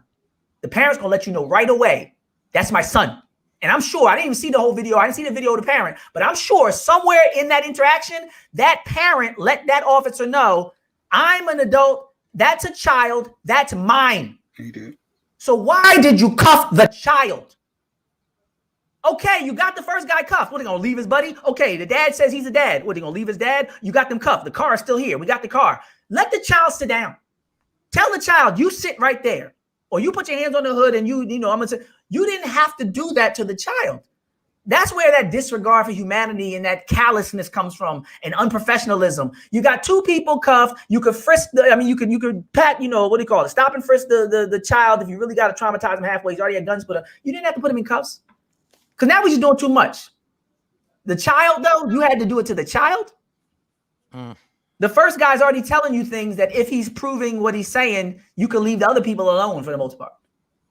Yeah, they already said you're right that the kid is suffering from anxiety and he has bad he's scarred. He's definitely scarred, and Ben Crump is taking the case and now is going to turn into a whole lot more. And you know, some people say bad things about Ben Crump, but you know, I mean, Ben Crump, go get him. I would like go get him. Like that's nothing. Well, that's another subject. It's like Michael Brown when they try to convince people that Michael Brown ran away like 40 to 100 yards and then ran back towards Darren Wilson with the gun. Yeah. Like, unless you believe, there's always this, you know, this myth of subhuman intelligence and superhuman strength that for some reason a lot of racism is predicated upon. They believe that somewhere in the black soulless psyche, as they assume, we would run toward bullets. Right? Because like that Roots album, you know, with that picture, the Negro Rule picture with the wings and the African-American with the tail and the wings that they used for the Roots album, there was a poster that said Negro Rule. And that's what people would fear. If black people ever got in power during Reconstruction, that's when that imagery first came to prominence. And it would say Negro Rule, and they would have the black person with the superhuman strength and the animalistic qualities with the tail and the wings. So they always have this thing in their brain where it's like, they were able to convince somebody that Trayvon Martin would just start swinging on Zimmerman and jump on him and say, hey, homie, what you doing? And all their scenarios are always so illogical and something that no one would ever do. No one's going to run away from an officer with a gun after a physical altercation and then just start charging back towards that officer.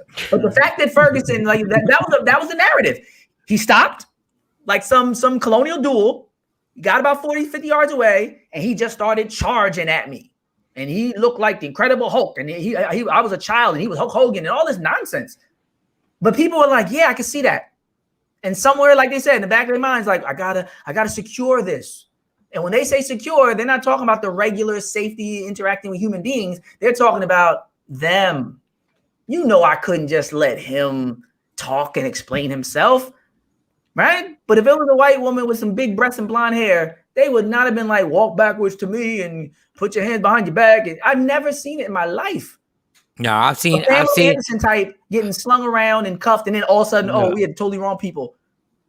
No, I've seen white guys get put in cop cars without handcuffs and told to sit there until we straighten this out. Mm-hmm.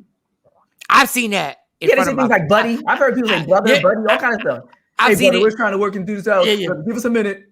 So, how about I've seen in the shore when I was younger, going to the shore, I've seen cops say, hey, we're going to work this out. Sit down here and sit him in the back of the cop car and leave the door open and have his legs sitting out, like really chilling on some, you're chilling.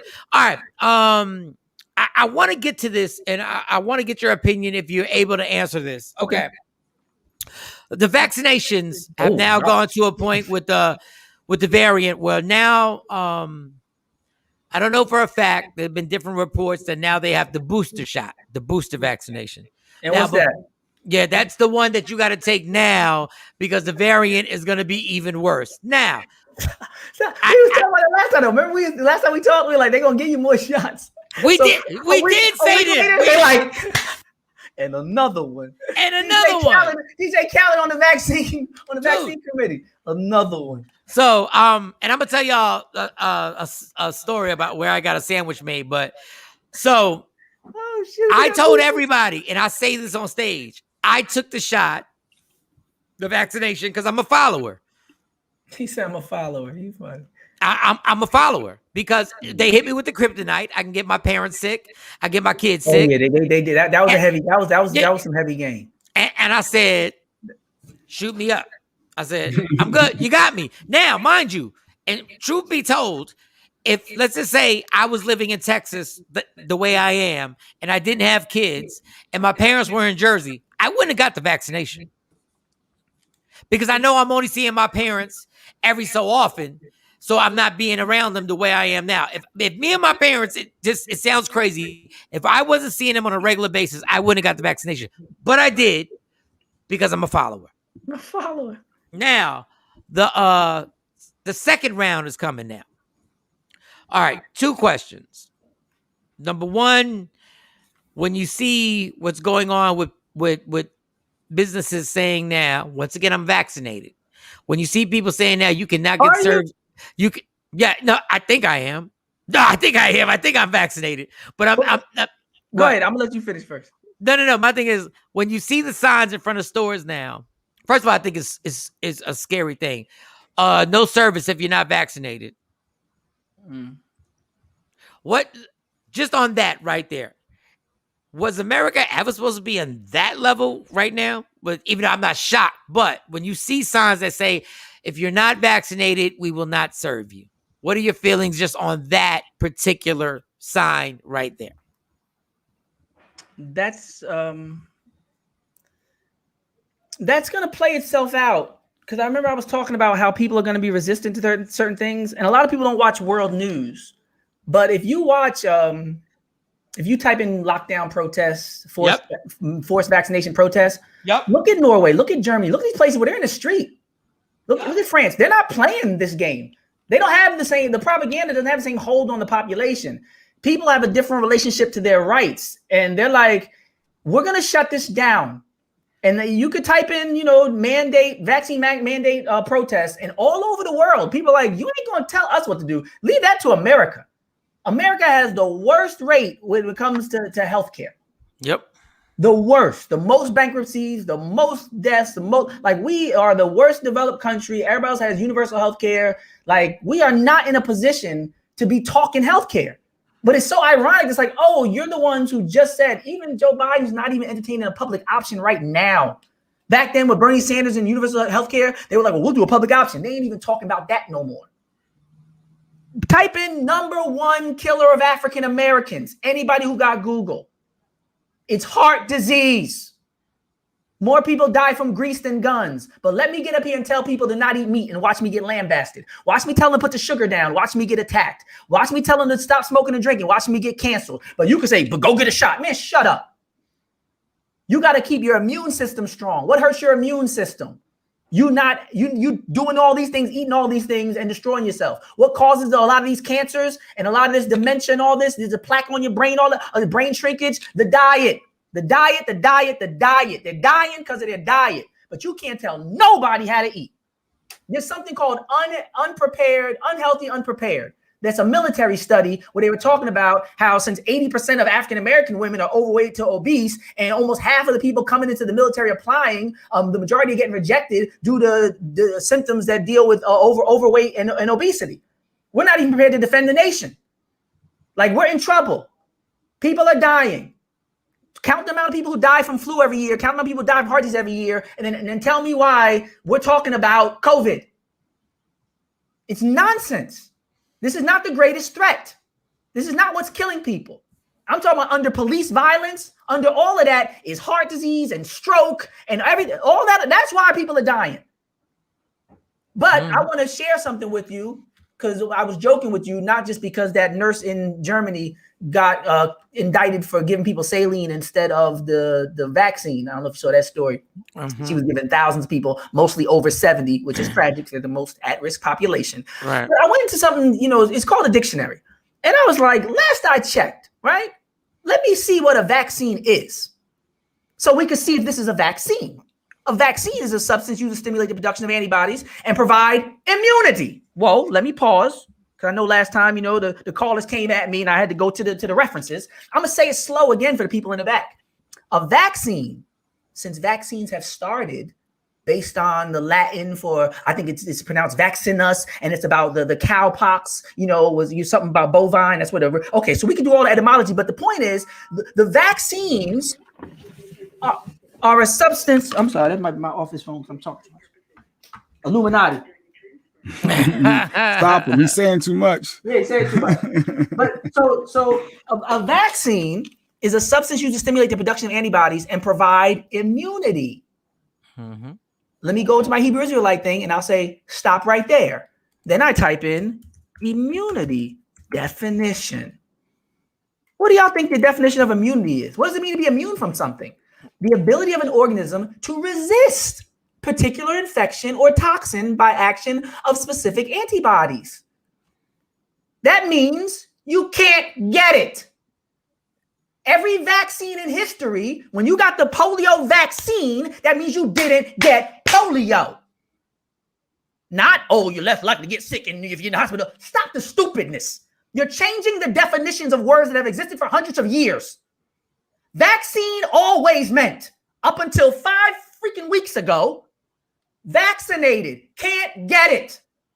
Why the hell are we talking about, well, the people that are vaccinated that get it? Wait, I thought vaccines mean immunity.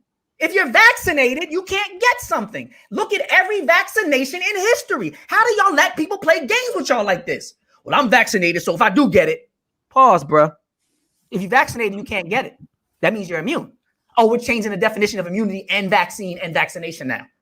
F y'all. Don't tell me what to do when you're playing games like that.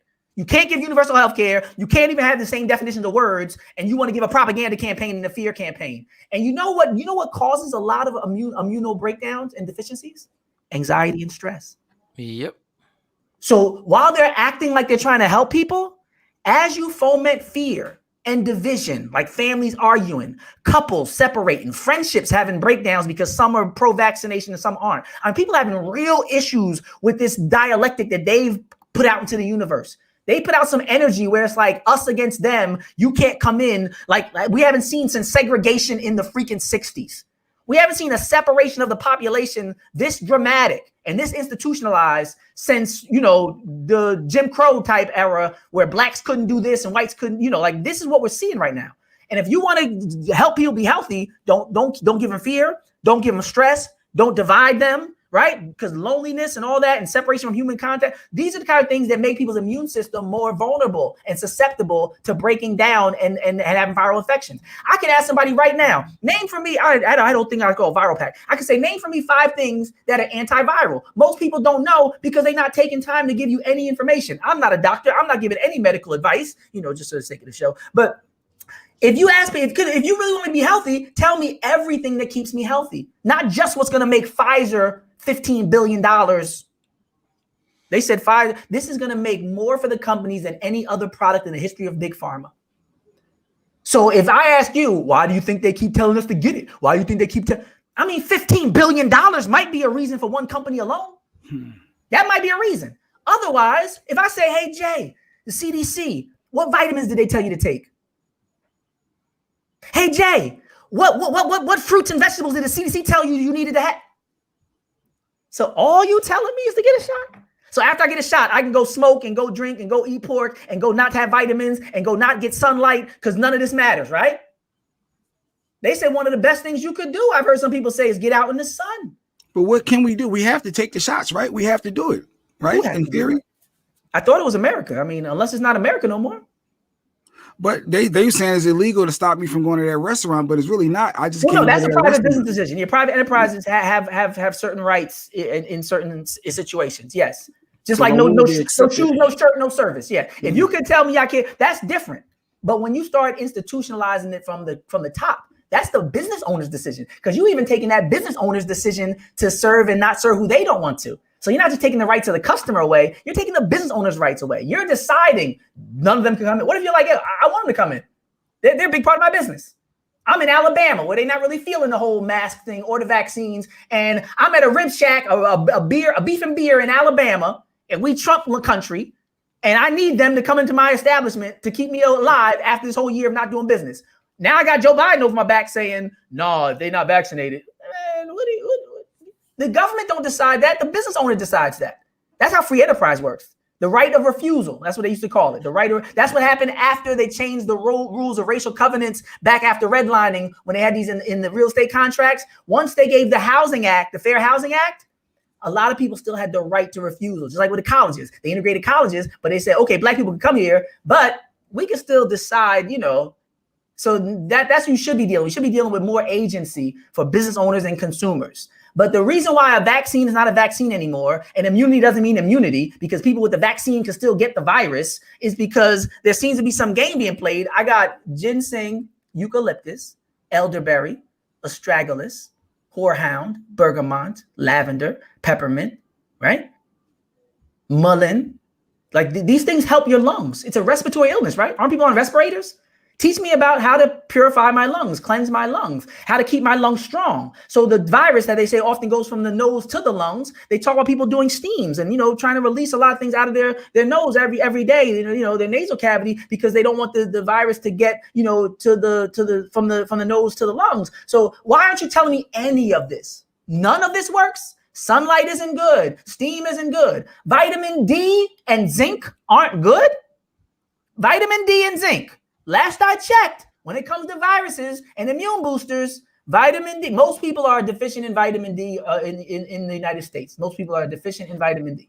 They say vitamin D is one of the critical. If you're not even mentioning it, you're not debating it, you're not even telling me why it's not good. Like, you're playing a different game, bro. You saying take the shot, get the jab, take the shot, take. And I notice people in other countries, they say a lot of times they're saying take the shot and get the jab. They're not even saying get vaccinated anymore. And it might be because of what I just pointed out in terms of definitions. A lot of language is shifting. We're hearing about boosters and this and that because they're going to stop calling the vaccination if it don't protect you against getting, whatever the virus is, because that's unprecedented. Well, Don Page said a comment. He said, "Doctor, I hear what you're saying, but I work in a hospital where there are more than 100 plus that will disagree with you." And Don Page, when you say disagree with you, disagree as in what? Can you be more clear? Like disagree with, he said a lot. What part do they disagree with? Yeah, what part that? And listen, I've never claimed to be a scholar, but I've been saying this for 8 months now. The reason why they're pushing these vaccinations is because these pharmaceutical companies have to make money. It's that simple. It doesn't take a genius. It doesn't take a genius on why they're pushing this. It doesn't take a genius on why I just got an email from Frontier Airline that said, if you are vaccinated, you will get 10,000 free airline miles. I'm looking at WebMD just for huge number of hospital workers still unvaccinated. So you can go ahead and Google that. It's both ways. So you got 100 that would disagree. I got 100 people that work in your industry that would agree. Facts. A lot of people who work in the hospital ain't getting the vaccination. And the story, I saw a story on CBS about it. They had a whole group of nurses, and they were asking them, why don't you get it? And one of them said, usually it takes a few years to develop these vaccines. Y'all took 6 months. And then another lady said, the FDA ain't even approved it. Still ain't even got it approved. So wait, the FDA ain't rocking with it, but I'm supposed to rock with it? So then when something happens, I can't even blame the FDA for, oh, no. Wait, the FDA won't co-sign it, but I'm supposed to let you put it in me. Well, why don't y'all co-sign it then? If it's so safe and it's so good and I need to get it, go ahead and because you don't want no loss. What's going on? Why hasn't the FDA co-signed this? Why are healthcare workers, WebMD, huge number of hospital workers still unvaccinated? But it has to be truth to the fact that the people that are dying are severely sick. Look, you got a comment right there to the contrary. So one person said they know people that take it. You got people firsthand saying, I'm a nurse practitioner, ABS, I'm not taking it. So it ain't. And my thing is, I want people to have the rights. I'm not advocating either side. I'm not in this tug of war. I have no dog in this fight. I'm saying it should be up to the living, breathing soul, the sovereign individual, the American primarily, to decide if you're not allowed to stop me in my travels without probable cause. I'm not supposed to be subjected to unwarranted searches and seizures. Right? There's so many rights, and the Bill of Rights says you can't stop me, you can't search me. I don't even have to give you my name in a lot of states. How can you say, oh, but if I want to stick a needle in you, ask these people to name 3 ingredients in the vaccine and bet them $100 they can. Name me 3 things that's in what that they put in you. I don't know. COVID. I know that's all I know. I know they got COVID in it. I know it got a little bit of COVID in it. Maybe a little bit of 19. No. That's the same thing, man. Like, come on. Wow, Since when? But is it safe to say for the people that are dying and severely sick, the ones that they didn't have the vaccine versus the ones that have it didn't have that same outcome? Those numbers are there to support that, because that was the part of the reason it got me, and I didn't want to get my son sick. But I'm like, wait, I'd rather take this and know that I have a greater chance of not dying versus not having it and being up on the ventilator and can pass away. What do you say to those people? This? I'm saying who's saying this? Well, yeah, remember last time I was talking about Tanzania and Senegal, we talked about the different numbers in different countries. Mm-hmm. Like these poor countries having far less rates of cases. The same CDC. Oh, I don't want to do it. Y'all gonna make me do it though. Speak it. I'll do it. Do it. But if y'all want me to do it, I'll do it. But if y'all look, I'm on a call. We come in. I'm on a podcast. Yeah, but so the CDC, you could look at what's his name? You could look at what's the guy y'all tried? Fauci and his name's Dasnik. Who's that head of CDC? The guy who they put in charge was one of the people involved in the gain of function funding for Wuhan. So when you tell me, oh well, this organization gave these numbers out, I'm like, who's in charge of that organization, bro? I remember arguing with people back in the day when they said, I'm believing what Fauci says. And I was like, why? Like, because he's not Trump. And that's that stupid Hegelian dialectic they put you in with the good cop, bad cop, not knowing both of them are cops. Can you imagine somebody saying that to you? Somebody going to interrogation talking about something? No, Officer Shawn, he cool. Jay Black, he mean, but they partners, dog. Can you stop? Can you know the game? Can you zoom out and realize that both of these cops are there to get you locked up? Can you imagine somebody on the street saying that? No, my man is Michael Shawn. He a good cop, man. I told him what we did because, bruh, you gotta have a bird's eye view of this.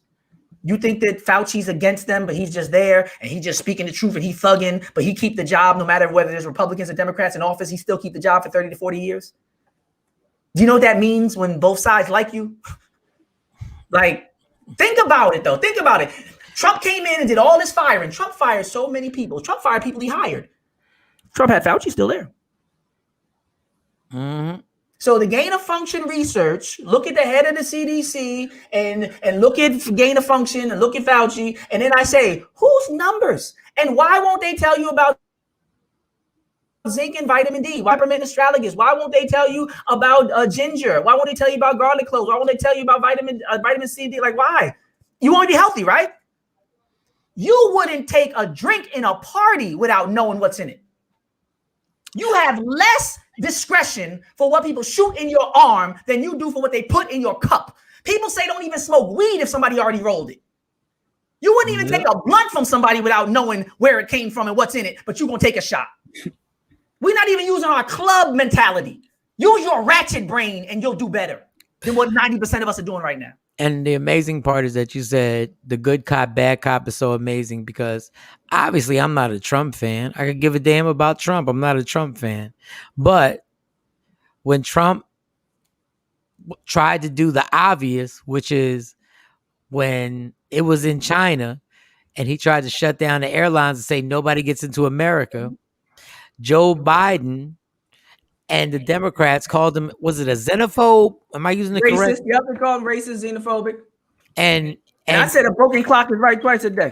And I said, and that's what I'm saying. I said, y'all actually told this guy he was doing what was wrong when he was just trying to shut down anybody from coming to the country. And a genius is somebody's massive common sense. If it's there, how can we stop it from coming here? It just means nobody can come here. And we shut it down now. But the Democrat, and this is why I'm not a Democrat or Republican. I'll tell you straight up right now. I'm for whoever I vote for is for whatever policy I feel that they're leaning towards, that I feel like that's important. Because they're all in the same gang. Yeah. The name, just for people, I know people listening do research. Peter Daszak. It's Daszak. Peter, Peter, Daszak, BKA, Fauci's right-hand man. You look up Eco Health Alliance, he's the darn president. And when they gave a statement saying that people should not entertain these wild conspiracy theories that is started in a lab, that came through the channels run and influenced heavily by Peter Daszak. So after Fauci and Daszak helped to fund the Wuhan lab through the EcoHealth Alliance and other channels, they were some of the primary people saying, don't believe these conspiracy theories talking about it started in a lab, it's lab made. The same people that was doing it was the ones who was responsible for the statement. So when you hear about statistics being manipulated and all this, like, it's the same people. I don't know. You got me on edge because you're not a supporter. You have to take the vaccine on one hand. Like, I usually agree with you. It's just weird that you're saying, I guess you're just saying make your best decisions for you. Don't just. Okay, I got a better one for you. When in history did America do what was best for the population from a standpoint of moral shifts or altruism? Like when, like were enslaved Africans freed because Lincoln realized they were human beings and tried to be nice? No, right? To preserve the Union. Right? When you look at the economic decimation of black towns and black economies after segregation, people wondered, was that just to get our dollar and get greater control over us? Or was that because they started liking us? Right? Like, when in American history, even now that we don't have universal health care, when did they ever show you they liked you? This is like a toxic relationship. You talking to the sister, she got 2 black eyes, she's missing teeth, she's saying, oh, but he loves me, he's gonna change. I'm talking to black people every day, like, yo, when did they like you? I must have missed the memo. Because last I checked, every chance they got to deceive and exploit you, I got 400 years of precedent that chances are, Jay Black, 10 years from now, 20 years from now, there's gonna be some documents come out. Look at COINTELPRO. Look at it. Every time somebody says that couldn't be the case, that sounds like it's a wild conspiracy. 20 years later, here goes all the paperwork. Oh, that was all true. Oh yeah, we were following them. Oh yeah, that was an agent. That wasn't even a real police officer. That wasn't a real member of Nation of Islam. That was okay. So it took us 30 years to know that the nation ain't do it. It took us 40 years to know that the people who were afraid in SNCC and all that was being followed. They was being followed. Oh yeah, them documents was fake. Oh, they fomented that East-West. They had something called the East Coast, West Coast, East-West rivalry in the COINTELPRO papers in the 60s with the US organization and the Black Panther Party for Self-Defense. They called it the East-West rivalry. Now, if you had known that, if you were alive in the 90s and you saw Vibe magazine say East-West war, you would have been like, I've been here before. This sounds like some propaganda, media, probably state-sponsored. But if you have no knowledge of history, like Asa Hilliard says, our brains like supercomputers, the more memory we have, the better able we are to engage phenomena and understand what's going on in the moment, right? If you know history, you say, oh, I've been here before. I've been here where they say, don't look there, just do this, just do this. Every time they played that game and used that strategy, it's never been in our benefit. Anytime they said, don't think, don't worry, just do what we say, just get on the boat. Just do. No. That's like somebody trying to rush you. We said before, Mike, I said if somebody says, get out of here, go down the street, you're not going now. Anytime somebody tries to tell you not to think for yourself, not to do research, not to take your time, you know where that happens at, Jay? That happens in car dealerships. That happens in brothels during drug deals, all kind of bad situations for you. Somebody says, come on, man, hurry up, man. You want this or not? Like that, that's when you get that kind of energy. It's never going to help me to hurry up. The person saying hurry up is the one who's getting helped and the one who's being advantaged by me not taking time. Whenever somebody tells me to hurry, that is code for take your time and probably leave. And I will say this, every time people label something a conspiracy is probably true. The conspiracy was that they didn't harm Vietnam veterans with Agent Orange. Another good one. LSD, Agent Orange, right? Agent Orange. And then it was true. Then for years, there was the joke, this conspiracy that Ronald Reagan was the one who brought crack cocaine to Los Angeles. That was a conspiracy. Iran-Contra, Oliver North. And they wasn't funding an illegal war. That turned out to be true. Unfortunately, the consistency is that conspiracies are normally true, but now what happens is that there's so many things on social media, they go like, all this can't be true. But that's crazy, Mike. Everything you just said. So, okay, what I said to Jay Black, the same thing with the history lesson. So if we went by the last 10 conspiracies, many of which we both just named, it's 10 for the conspiracy theorists being right in retrospect, and 0 for the people who believe the official story at the time. Anytime you believe the official story at the time, you've been proven a damn fool. So anybody who believes the official story right now, I'm not going to insult you because I don't believe that that's the way we make progress, but you have to use history as a guide. Anybody who believed like Richard Nixon, Ehrlichman said, we couldn't convince the people that we were trying to demonize black people. So we focused on drugs, to paraphrase, right? We knew if we focused on drugs, that we could raid their houses, infiltrate the organizations. He admitted it. He said, we knew we thought the war on drugs, like why they started everything. He admitted it was like a ruse to stop the anti-war movement, stop black people and all that, right?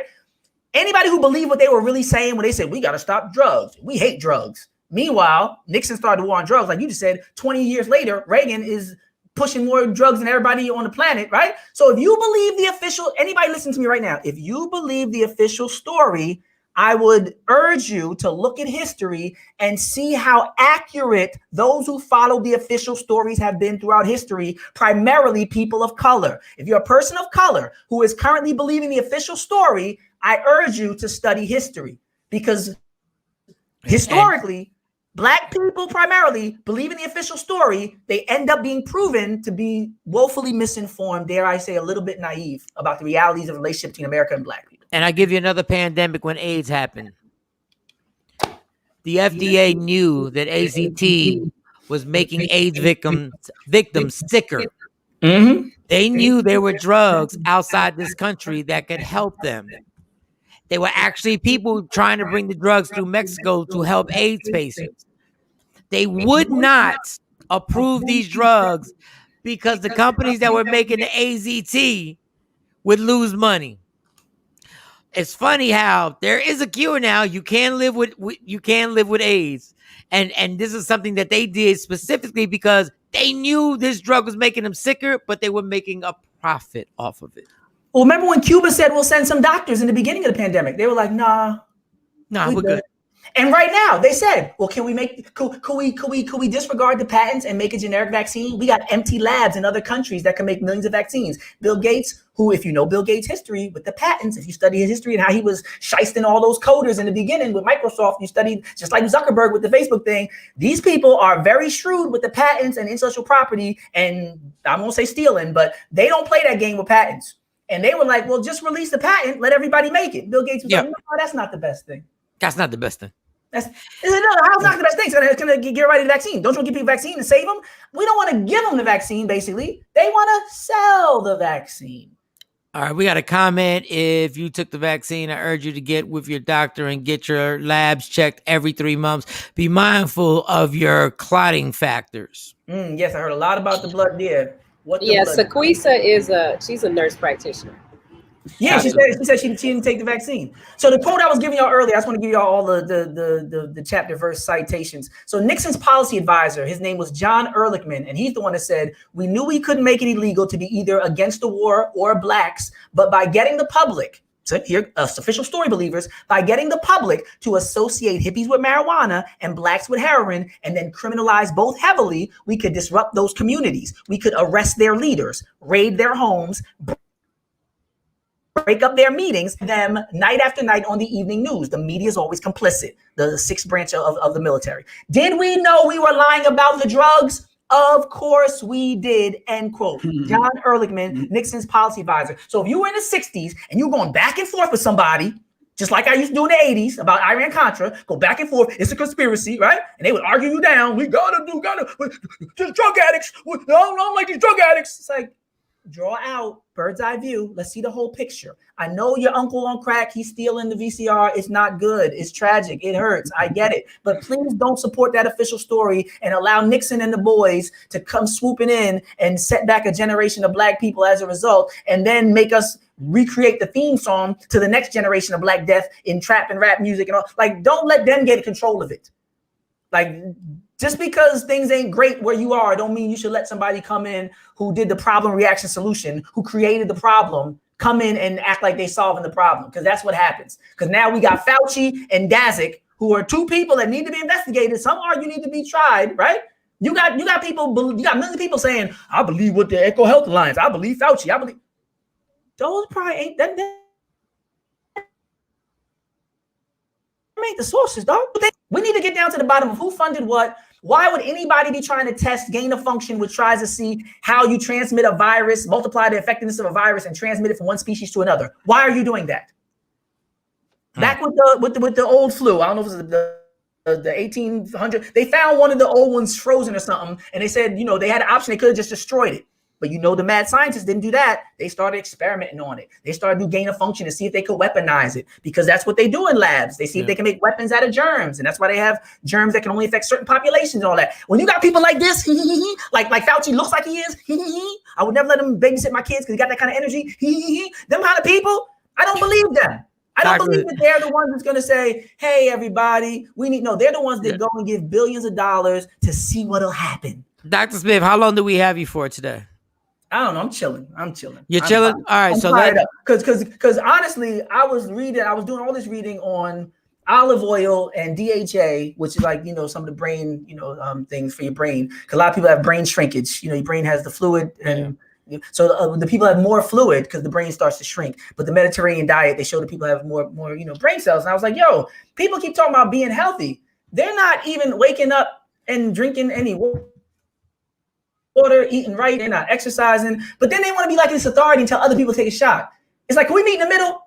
I'm not saying you got to be a vegan. I'm not saying you got to run a bunch of miles. But dog, if you don't even drink water, if more than 60% of the food you eat is like processed, like not even food, like you eat all from the middle aisles and none from the like slow down with the authoritative advocating on behalf of big pharma. Like just chill, because I'm chilling. I don't run around. You know, for a long time. Like I ain't never been like, yo, Mike, stop eating that. Yo, y'all stop. You know why? Because it's your business. I used to be with Mike at the bar, veganed out, right?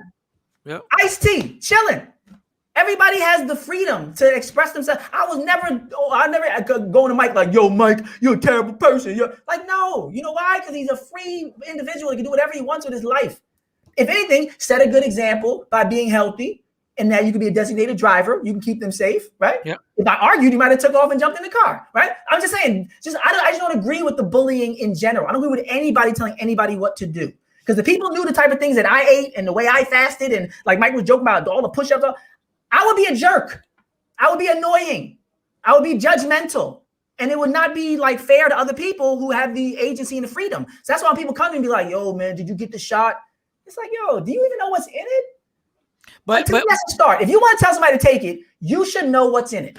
And you should know some other things they can do. And you should know some things they can do if they don't want to take it that can still help their health and boost their immune system. But it's just, and we're going to take a break after this. What you just said, do you know what's in the shot?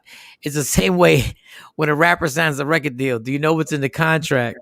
And then everybody laughs and says, you signed a contract, you didn't know what was in the contract. And they look at me and go, you took a shot and didn't know what was in it. Yeah. So who's really the idiot? I want to just take a break, like a quick break. I'm going to take a Black and Mild break. I'm going to refill my coffee. When we come back, I want to ask you, and it's so funny that you brought this up. I want to ask you specifically about Black people's diet. And then I want to have fun and ask you a Kanye and Drake question. This is how you lose friends, Mike. I don't care about friends, but I joke all the time. I could come into a church and blast religion and get invited back. I could talk about African religion and Christianity being whitewashed, and they'll invite me back because I have facts.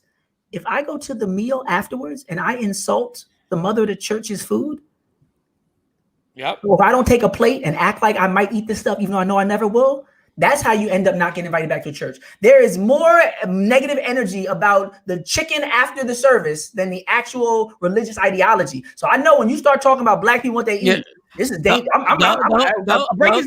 Don't get into it right now. My girl said, you took the vaccine, you still smoking. Come there, sweetie. I just told, if you were listening earlier, and no disrespect when I said sweetie, ma'am, I told you earlier, if you were listening, see, I'm the person that tells you why I took it because I'm a follower. And he said for his kids, right? And I said it for my kids and my parents. Yeah. If I did not have 3 kids right now, I would have not taken the vaccine. But when it hit me with the kryptonite and said my daughter has severe asthma, and they hit me with that joint. Yeah. I can, if I'm wrong, and I die myself, I'm good with it. Like if I'm wrong and I made the wrong choice. But if I'm wrong, which there are people out there that did. Yeah, that makes perfect sense. That makes perfect sense. If you're wrong the other way, your child is affected, and that's not a chance you're willing to take. That makes I'm like, I can't live with myself with that situation. Like if I just like do your dirt all by your lonely. If I go into a situation and I know there's danger, but I'm still going to see this chick, as long as I don't drag Jay Black and Dr. Smith in it and be like, yo, come with me and back me up. As long as I don't drag y'all, like I'm on my own. I'm driving down to North Philly once again by myself. So when we come back, I'm going to talk about diet. And in that diet, I'm going to bring up a thing called the Texas State Fair out here in Dallas, which is something I want to talk about. And then we'll talk about there's a rift that's going on. There's a rumor that Kanye and Drake may be dropping albums on the same day. We need that. And Kanye is purposely, that's why the rumor alleged. Now, mind you, this is a lot less, this is lighthearted. We really don't give a damn. This is all fun, Kanye and Drake. Everything we just talked about is real life and real seriousness. Kanye and Drake is just going to be fun. So we'll take like a 4-minute break, and Shawnee Scott is back in the building on the show, and we'll come back in like 4 minutes. And yes, I'm going to smoke a Black and Mild. Whoa. What up, y'all? It's Michael Shawn from Michael Shawn and the Takeover Legends. And just in case you missed the show, check this out. Now, if you want to interrupt, if you want to just tap the mic and be like, yo, I got to say something about that. Like, just tap it. Just be like, look, Mike, slow down. Okay. Yeah. And just be like, slow down. Spank from the Plastic Cup Boys has to say something. And I'm like, okay. All right. So I'm at the gym. I'm working out, doing whatever I'm doing. I get on. Mike, this is Spank from the Plastic Cup Boys. You was really working out, or like? Let's be honest. Was you really work? I'm sorry. Finish the story. I'm sorry. Finish the story. I'm sorry. Right from the rip. Right. Wait, were you really working out? I don't even know if I believe that. I just want the whole story to be true now. Because comedians, we tell real life stories, but we exaggerate to make it funnier. So I just want to make sure. Were you walking by the gym? Were you walking by? Were you what about working out? So I said, I'm not listening to music. I'm going to scroll on Instagram for the last 20 minutes because I have a certain time, last 20 minutes. So I scroll, I go to Will Smith's page. Do you follow Will Smith's page? Yes. Okay. He's an entertaining page. Like that's an entertaining page. Mm-hmm. And it's something you inspire to. So Will Smith puts up this thing where he's jogging, but it's like overcast and it's dark and it's kind of rainy, right? Mm-hmm. And then he says, if you can, somebody caption this motivational situation. Somebody caption it. Like normally I don't do nothing like that, but I'm bored and I'm like, let me caption it. Mm-hmm. So I caption it and I put something on there. I said, sometimes the most important journeys you have to travel will be by yourself. Mm. Mm. All right, Spank, wait a second. Because I know you know Will, but wait a second, Will. Spank, I went back in Instagram like 10 minutes later and he liked my comment. Oh, wow. Spank, don't you degrade me, Spank. Don't you dare. Will Smith liked your comment. Spank, don't you do that. Don't you do that. Don't you do that, you bougie bastard. Don't you do that right now, Spank. I got to ask one question. All right, back to Spank. Spank, don't do that. I got to ask one question. What's the question, Spank? Did you repost that he liked your comment on your personal page? Like, yeah, Will Smith. I'm going to repost it today. It just happened. Why? I'm not supposed to repost it? No, Mike, you're somebody, so you don't have to do that. You're somebody. You don't have to do that. Are you serious, Spank? Yes, you're established. You don't have to do it. But Michael Shawn and the Takeover Legends, your escape from reality, right here on Free Agent Radio. What up, y'all? It's Michael Shawn from Michael Shawn and the Takeover Legends. And just in case you missed the show, check this out. Rodney Perry, a man cheats on his wife. She cheats back. She gets pregnant. Who broke the family? Nice hat. Yo, your hat game is vicious. I wish my hat, like, it don't look right on me when I wear hats. But go ahead. Who broke the family? She did. Sonny hates that. Look at Sonny. That's what I love. I agree. See, when you a grown ass man, you ain't got to get into the whole explanation. He's like, she did. You want an explanation? I give you an explanation. Give me an explanation, Rodney. Give me an explanation. The short answer is she did, and I know women out there. Well, how come she can't? Well, you know, I know it. I just say, how come? If you let somebody skeet all up in our house, it's your fault. Not the skeet. Not the skeet. Tell all the girls shoot up the club. Shoot up the club. You can't let nobody shoot the club up. But he could have did the same thing, and the woman just didn't get pregnant. How we know he ain't? How we know he ain't raw dogging? How you know that? First of all, Miss Scott, okay. Miss Scott.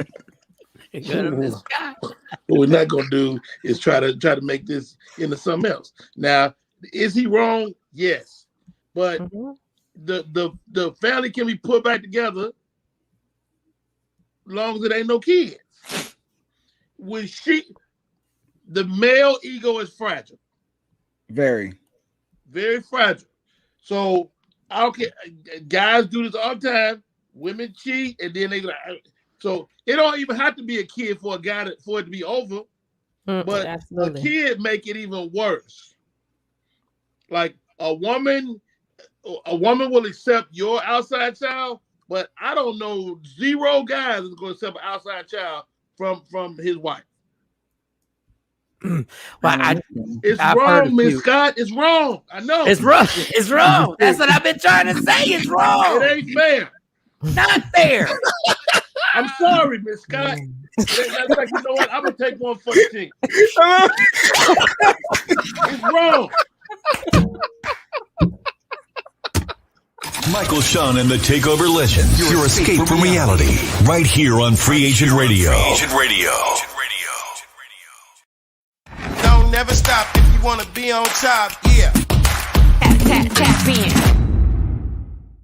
Tap in. Happy Friday, Michael, Shawn, and the Takeover Legends, like old times with Shawn and Scott. But I got Jay Black and Dr. Smith, a.k.a. Fearless, my old Takeover Legend crew, and our new Takeover Legend family member, Shawnee Scott, is in the building. I wanted Miss Scott, who's already done more for me than anybody in radio business. I've been out in Texas. All right, listen.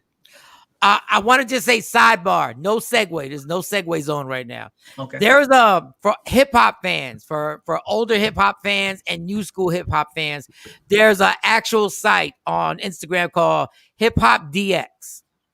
And he does this thing where he goes current rappers on old school beats. I suggest this if you love music and you love hearing. Because, you know, as people from older cats are like these rappers and whatever, we say whatever, we generalize. And I've also shouted out a lot of rappers. Like, I want to say once again, Lil Baby, if you listen to what he's doing now, is literally trying to change up things. He really is. And it's on the low because he sounds grimy as hell. But even he said, they asked him a question, Lil Baby. They asked him, he was like, I started realizing that my songs, I couldn't play them in front of my kids. And he said, I think I got to chill on the stuff that I'm saying. And I thought, wow, that might be the kiss of death for old boy to say that, because people are going to be like, oh, he's getting whatever. But then if you listen closely, and I've taken time out, and me and Jay Black have had this conversation where Jay's like, I just can't get into this. Like, I can't feel it. So I've taken my time going to the gym and listening. I'm like, I see he's trying to change his lyrics. Anyway, Hip Hop DX. Go check out the page.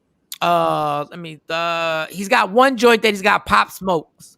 And he got Pop Smoke rhyming over Craig Mack, Flavor in Your Ear. And I'll just give just a quick, because I know we can't play a lot. We can't play a lot of it. All right, hold on, how's it? Hold on, let me see. Hold on. What? Hold on. Current rappers on old school beats. I might just say that's on my element. I like dark skins, love a melanin. Question you talk when I'm stepping in. Paddles up smooth toes in the I had the Lambo, switch to the Rory. All right, so that's just one of them. Hold on, that's one. Hold on. Let me hold on. Rappers on old school beats. Let's go. On that bitch. Been that bitch, still that bitch. Will forever be that bitch. I'm the hood Mona Lisa, break a nigga into pieces. Catch an X and cheesy niggas out my circle like a pizza. I'm way too exclusive. I don't shop on Insta boutique. So I'm just giving I'm you. not gonna give my opinion because this is funny. Because I always say, me and you, Mike, we've always talked about this whole longevity versus in the moment. We talked everything from Drake to Biggie Pop. We always had this conversation. I just want to be on the record as saying, very little talent, machine push, totally not a fan. Maybe the first female rapper I've ever came at like this in the history of hip hop. I was a major fan of Doodlebug, Diggle Planets. I got on the radio and said MC Light's album was a classic, did not get a respect based on sexism, with 10% diss, Light as a Rock, Cram to Understand. I was Wrath of My Madness, one of my favorite songs out for the cleanup. Like, I am one of my favorite rappers ever is Lauryn Hill. I have no problem with female rappers. I think this might be one of the most overrated, machine-pushed artists ever. Same flow, lacking content and depth, overly sexualized in a way that's not like Lil' Kim pushing the envelope with creativity and agency, but just like, I'm not feeling her. And I know it's like wrong to say right now because she's doing so much, but I have to do it for the sake of, posterity. Some people act according to how they're going to be received. Some people act according to how they're going to be remembered. Down the line, 10 years from now, when somebody wasn't around for the hype and they just throw her on, they're going to be like, well, what's different about this? Why wasn't they checking for this Remy Ma chick? Oh my gosh, this Sheetha thing, one of the best disc records of female. Like, they're gonna be looking at the whole thing different. Because when you're not in the moment, and that's one thing that the Lox Dipset battle brought to the fore. How things age might not be how they're received in the moment. There was a time you can get beat up for saying anything against Dipset. There was a time where half the songs played in the party was Dipset. But let some time go by. Let some time go by, all my Megan fans. Because they try to cancel you. Some people get canceled. They tried to cancel Nicki. And then it was like, no, I'm still Nicki Minaj.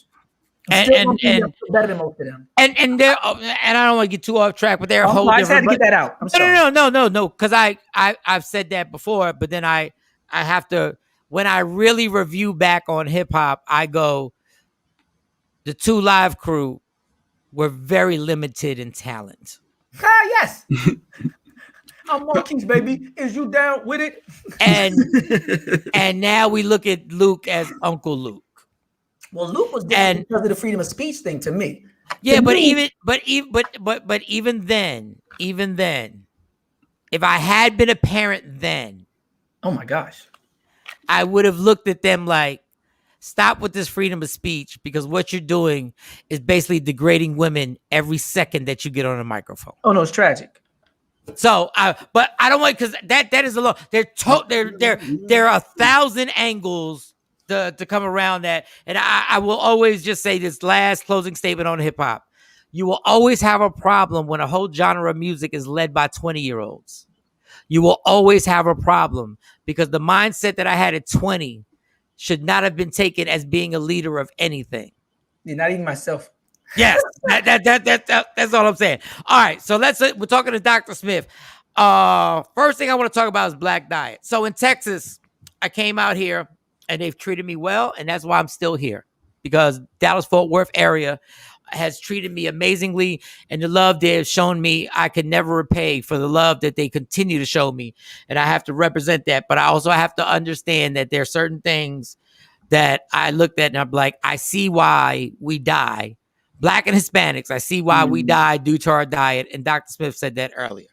So the Texas State Fair, it's coming up, and they're going to have their cook-off, and they will deep fry every single possible thing they can. They will deep fry a stick of butter. Deep fry the napkins. Deep fry the salads. And when they would come, and this is the crazy part, they would come to the radio station, and they would give us it would be the finalists for the cook-off. Okay. And they would deep fry everything. And my joke was, I see why in a few years I'm going to be losing toes. I'm going to lose a foot. I'm going to get an ankle cut off. And people would laugh, but they ain't really want to laugh, even though what I was saying was absolutely true. Like what we're getting fed. Now, let me not be the hypocrite. When I tasted it, I was like, this is crazy. This is amazing. It was good though. Yeah. It's good. First one's free. But I know for a fact, if I live my entire lifestyle eating this, I'm going to have insulin that I'm going to be taking. And if I don't change my diet, I am going to be losing a foot, a toe, a leg. I am going to be losing that. So, Dr. Smith, I asked you, when it comes to Black people's diet and how you just said early before we took a break, I can go to a church and disagree with the church. I can disagree with their standards. I can disagree with what they stand for. But if I disagree with their food and what is being cooked and what we're eating, you it can't could be. No, you can't. You ain't go back to that church. So everybody's aunt and grandmother done help prepare the food. All the deaconesses are there lined up, and you go ahead and say you don't want a plate and you don't eat that. You good? We good on you. I you just want 2 plates. I used to take 2 plates. I knew I wasn't doing any of it, and I said, "Oh no, make me 2 plates." Because if you say, "Give me a plate," they can be like, "What about your lady? What about your kids?" You know, now you look selfish. So I need to get a plate for somebody can plate for the whole family. I got to take them. I can't hand them plates back. So health wise, when we're talking health and diet, and in a way that we take pride in killing ourselves, and I've been part of it, and I've been part of it. What is your opinion on the diet of Black people and Hispanics? Because trust me, I don't know if y'all know, but if y'all think y'all eat all the pig, y'all ain't never been with some Puerto Ricans at a beach who put the apple in the pig's mouth and spin that bad boy around and make sure we eat the from the snout, from the snout to the ass or whatever what it's called. From the rooted to the tutor. And I forgot how they say it in Spanish. What's your opinion on the diet in our community? Well, it's funny because you know that China, is one of the main places, for pork processing, and a lot of pigs out there, and they used to be notoriously thin. So there's a whole new wave of children in China that are obese now. And that just wasn't a thing we were growing up. Being on the crossmode. Is that me or you? I would trade it for the world. I don't know. I thought you had hip hop DX Instagram popped up. Oh, maybe. So this whole wave, I'll read you some statistics. That's what I do. American Psychological Association, just to give the facts first, because people expect me to do that. That's what they told me when I got hired. Among African-American adults, this is it's like 2013, very similar today. Among African-American adults, nearly 48% are clinically obese, including 37% of men and 56% of women, compared to 32.6% of other Americans. So right now it's gone up. So if you have a population that's over 60 to something percent obese, but this is the approach I take. Because I say I'm not with bullying and blaming. I always want to look at root causes. So I'm like, why is that? Right? Because I'm not here to bash my brothers or bash my sisters. So I used to think, what is we'll go into certain foods, and I learned about comfort foods, right? And I learned about salty foods for anger and crunchy and sweet. And I said, you know what?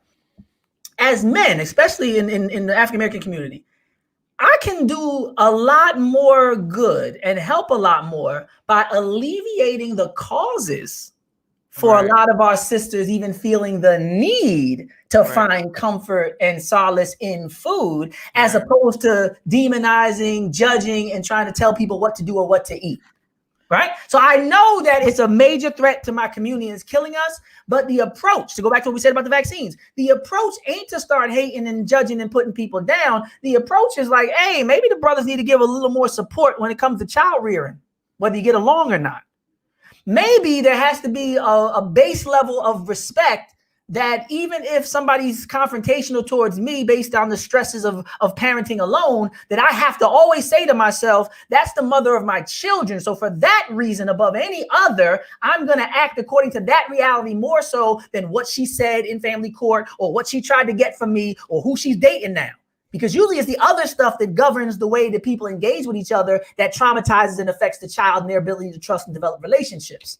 So, I try to go real deep with it where it's like, you know what? If you just help to heal the sisters, you ain't got to worry about the meals if you helping to heal. So I know that we're on a really bad course because even these food industries, they target African-American women in particular. And there's a lot of studies that show that there's a major assault, whether it's shopping, whether it's retail therapy or food therapy.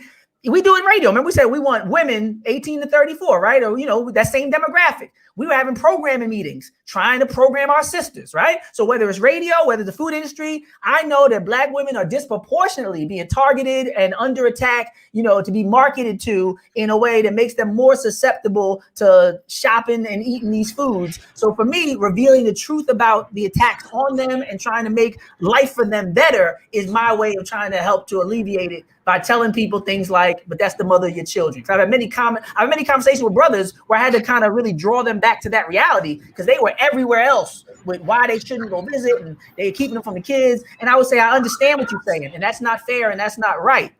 But after all of that, as long as you can say, but that's the mother of my children, there's a whole lot of things that probably shouldn't and wouldn't happen.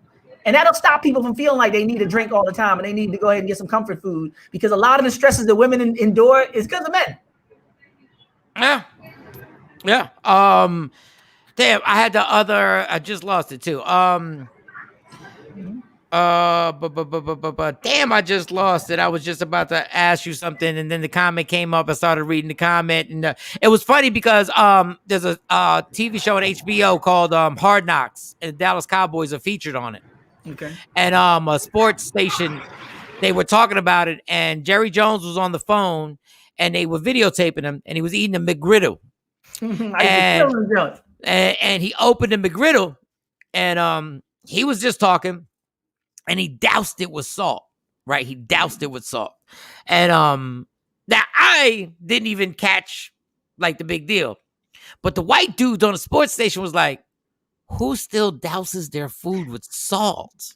And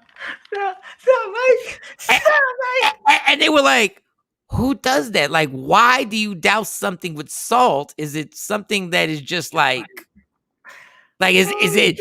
And Jerry Jones is now, he turned 79 years old, and they were really going like, is that something that is just old school, like that older people still do?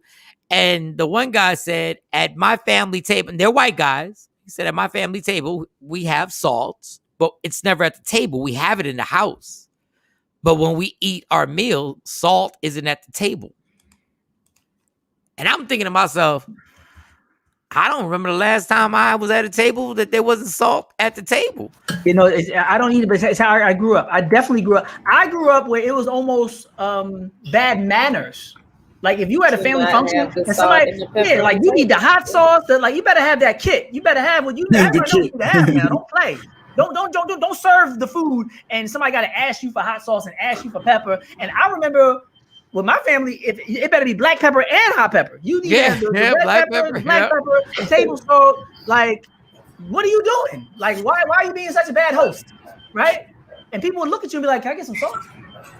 And I've had family I'm no longer living in some instances, but I had a family member that used to do the thing and go across it a good 4 times. Like, yeah, I had the salt and pepper on our bar. That's every we were looking away right there. So what I'll give to the people, I will say, because I'm all about solutions and I do not believe in bullying, because I just made so many mistakes in my life and there's so many things I still got to work on. I just don't believe that anybody should feel like they're in a position to really be judging people. You know what I'm saying? I don't care how good I eat. Right.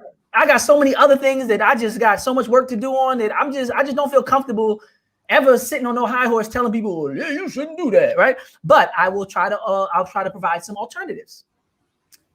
Himalayan sea salt, Himalayan pink salt. Himalayan pink salt, for a lot of people, when they try it, they say it's more flavorful than table salt. It has more nutrients, right? It's natural. Table salt is stripped of everything. It's bleached out. It has no nutrients. Sometimes they try to add iodine to it, right? I'm not getting into that. My thing is, if you like salt, just try Himalayan pink salt. You'll see it. It's getting more popular every day. Some people say garlic powder, yup, or like the adobo type of mix. They got a lot of mixes like salt-free. You mix it with the herbs, right? You could try one of those salt-free mixes, whether it's garlic and all those kind of things, or whether it's like an adobo type mix. Some of them have without salt. They have, those kind of mixes.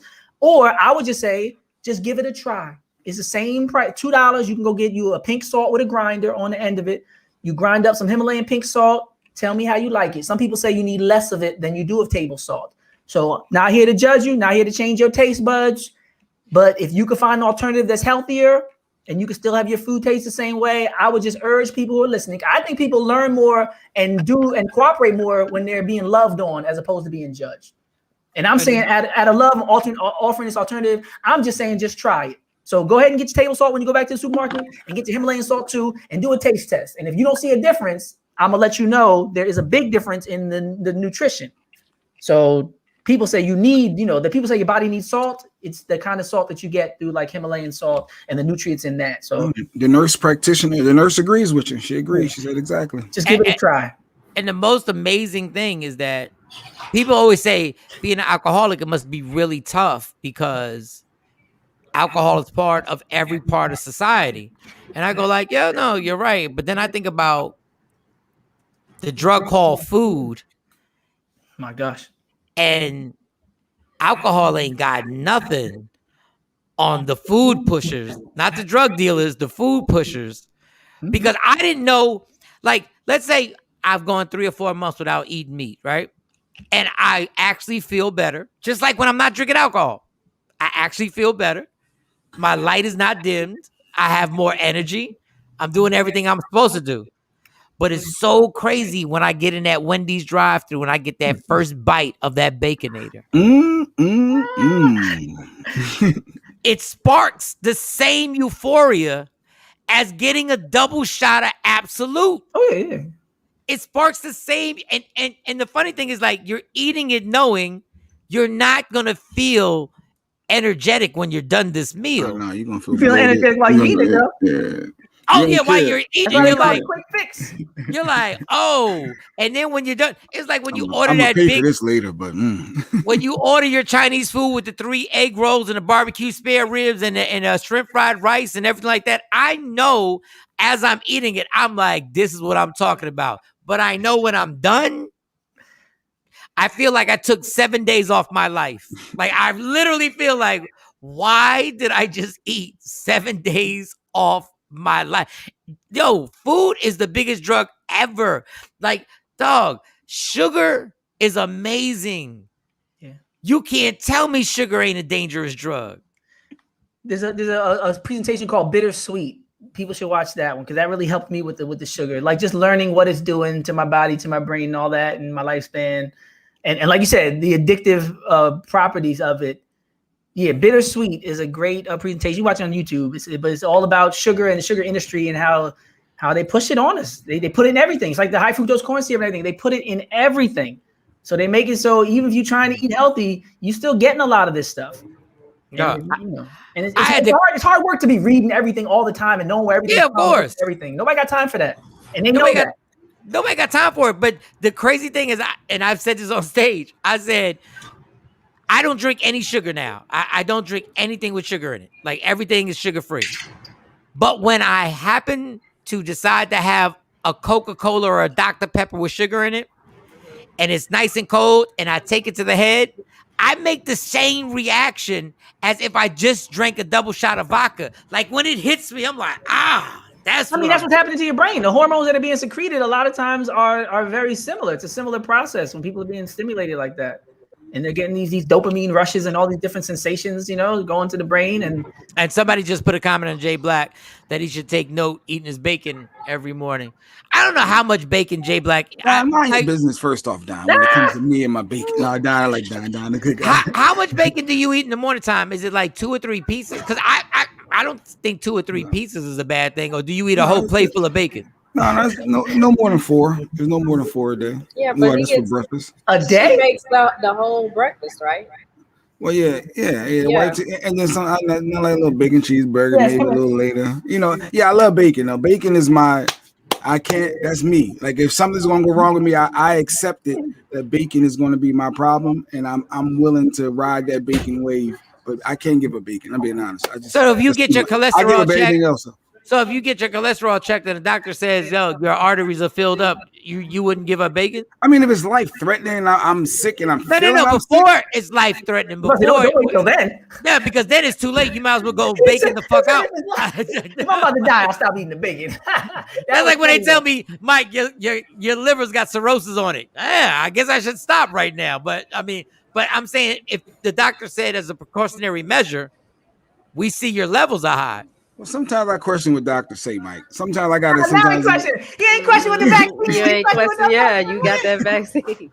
Sometimes you got to. Sometimes doctors ain't always right. Now you don't want the official story. You don't want the Okay. official story now. Now you conspiracy theorist. Yeah? It's trying to get your bacon. Yeah, okay. I see you, Jay. I'm with you, brother. It's a conspiracy.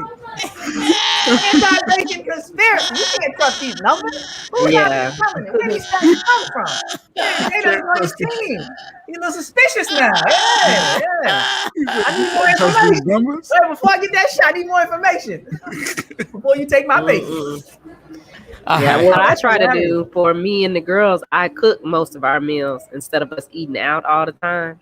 Because a lot of times that's what happens. You know, you taking your kids to school, you got to get them to practice, you got to get them here, you got to get them there. So y'all stop at McDonald's, you stop at wherever. So we got a rule. We don't do that. And we're going to eat food. And like even at home, if they're going to make something to eat, they got to make.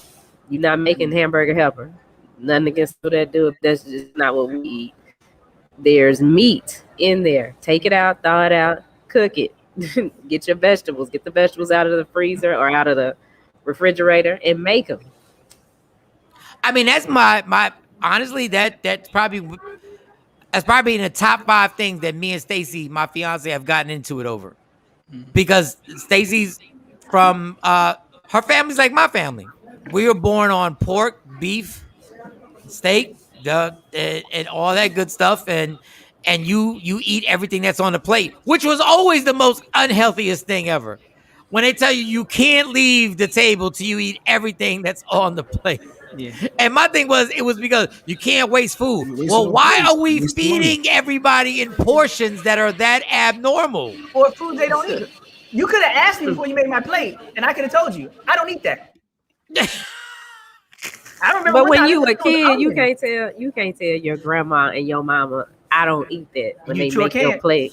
No, He said you sure can. Me and my grandmother had a standoff. Don't be disrespectful. Bless her soul. My grandmother said, if you don't clean that plate, you ain't going to no movies. And if I kid you not, I didn't see that movie. It was Adventures in Babysitting. I remember it like it was yesterday. Well, you messed it up for everybody. No, it was just me. I was visiting my grandmother, and I thought I was done. And you know what it was back in the day? If anybody had, whether it's pork chops and all that, y'all know how the people used to throw all the onions on the pork chop, all the steaks and all that. I thought that was garnish. I'm like, I ate the food. I just didn't eat the little spring. Oh, you didn't eat the onions. Clean that plate. There's a pile of onions there. I was like, I'm not, with all due respect, I'm not eating these onions. And she was like, well, you won't eat them onions if you're not going to this movie. She left and came back. She probably thought that plate was going to be clean. It was time to go to the movie. She came back to an onion-filled plate, and it was no movie for me. Why didn't you just throw it in the trash when she was gone? They checked the trash. See now, Jay, I don't know where you were raised. The only thing worse than missing a movie is catching a beating. Yeah, nah. How about? And it was principle. It was principle. So the principle part of me was like, I ain't hiding from nobody. I ain't eating these onions. I'm just gonna have to sacrifice. I'm sticking to my guns. I ain't breaking. That it was like interrogation room. They come back and try to see if I change my story, and I was like, no, onion's still there. Keep your movie. I'm sticking to it. But it's the crazy thing. Listen. I love that was the healthiest part of my meal, Mike. For the record, the healthiest thing on my plate was the onions. Was onions. But this is the thing about parents, and I love my parents, and my mom gets so mad at me when I say stuff like this. Y'all had no common sense. Like when you come back and the onions are still on the plate. At that point, don't you have to think to yourself, I gotta respect this kid's conviction. Like he really don't like it. Like he really don't like it. Like we're not just trying to be disrespectful. I remember my dad hitting me because I wasn't hungry. I want to repeat this. I remember sitting at the table at dinner. And I wasn't hungry. That's disrespectful. I've heard. Yeah. And he was like, "You're gonna eat that food? How do you? What type of slave master tells me I gotta eat?" I like when they tell you how long it took them to make it. You ever get that one? Oh yeah. You know how long it took for the last 3 hours. I've been in there half the day. Now you gonna eat it? I'm like, I didn't tell you how long to like. What? Wait. Like, why? I'm that mom. Somebody gonna eat it. Yeah, y'all gonna eat this food. Y'all gonna eat it all, and you ain't gonna throw it away. And you eat it now. And you gonna put it up, and you gonna eat it tomorrow for leftovers. I'm that mom. Yeah, my thing is, and I get it, but my thing is like, because the way I grew up, now when my kids are like that, can I just put it in the microwave and get it tomorrow? Go ahead. No, don't leave nothing in my microwave. Either you eat it or you put it up. No, I just don't. To Because me, if they leave it I in the don't even stress microwave, it. it's gonna go bad. That's a good point. That happens a lot too. I mean, People I just put wrap it it. later and it ends up never. It ends up being never. I've seen a lot of food in the microwave, and you'd be like, "Who left this here? You know, yesterday." And like, I don't know. That up. I ain't do it. Well, who came in the house and ate the food and put it in there? I don't know, but it wasn't me. And that goes right back to my point, Mike, in the beginning when I was talking about black men and black women, because I'm Mr. Healthy, more so than my child's mother. But guess who makes the meals? So guess who plays their position? And don't be trying to come in there like the black Jack LaLanne telling everybody to Dr. Save you up. So for me, I know that I'm more lax, but I ain't doing most of the work. So I always factor that in to what I suggest. And a lot of times I'll just try to bring stuff home. I'll put more fresh fruit in the fruit bowl. That's all I can do. I'll make it available, but I know that I'm not making the meal, so I just be chilling. When they tell me we getting Chinese food tonight, I'll be like, I don't give no lecture about no processed food MSG. I'm not messing up nothing. That's the same thing I do. That much, I could have been cooking for the last 3 hours. Since I don't, I just know how to play my position and get out the way sometimes. Hold on, this is my example that I said. I'm so glad you said that. When they order, they're like, "Dad, you getting something?" I'm like, "No." I said, I just can't eat that stuff. I just like, I realized that Chinese food, the Chinese people don't need it. Like, I realized. No, my dad used to say that. My dad be like, look at what they eat. And one time I did. The boy had like a little bit of soup, but like some bok choy they call it, with the little lettuce type. He had the vegetables with the little wonton soup, but he had no wontons in his soup. He had the wonton broth, but he had vegetables in his. And he was eating with the chopsticks. And I was sitting there, and I had all this General Tso's chicken coming. No bones, no feathers in the chicken. Big old balls of chicken. I ain't never seen big old ball chunks of chicken. It was the best tasting stuff in the world. And they used to tell me, that ain't chicken. And I used to be like, well, it's good. So I feel you. I know some people probably listening. I'm with you. I used to be the same way. Don't tell me what it is then, because it's that good, right? It's that good, because I used to love some Chinese food, the barbecue spare ribs. God, and I know they were. I don't know where they got them hamster barbecue spare ribs. Put Ashley on there again. What was her comment? To this day, I still eat only jelly. My mom said I always sat the peanut butter piece off on the side, but she kept making me bread with butter and jelly. I don't understand why. Jelly, yeah. Why my parents would do that. But that's what but Mike, I looked at my plate one day and I laughed. My plate had, I think it was, they had made pork chops. My plate had like the beans. Remember we used to have the hot dog beans as like a real side.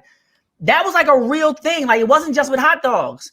I would have chicken and rice and hot dog beans. Like, that's just what people did. People had the little pork and beans in a can, and that was like regular food. I saw it was Wonder Bread. It was like white rice.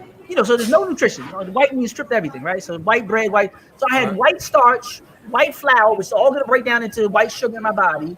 I had like some pork. And then back in the day, they said, well, you need a starch. So they would make you have like, sometimes you have rice and potatoes. And then mashed potatoes or macaroni and cheese. And I said, that's how they were raised. It might be tang in the fridge at one point. It wasn't juice, but people were raised on this. And I had to look back and say, my mom and dad did the best they could, and they made it happen. So I don't judge them or regret. Like, that's just what they were doing. People thought peanut butter was like the best protein in the world when I was ever. Wait, speaking of judging, you see Billy's comment? He put jelly on his grilled cheese. I've done that before. He would eat it. I've done that before. Jelly on grilled cheese? Jelly tastes good, yo.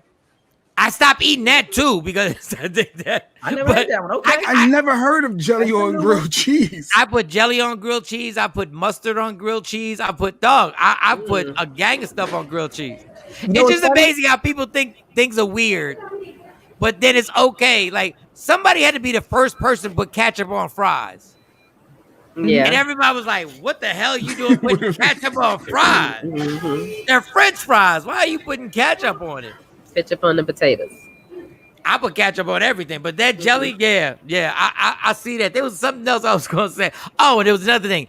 My uncle used to tell me, Watch, everybody's gonna eat till they're stuffed. He said, I don't know why people do that, so you can feel uncomfortable after you eat.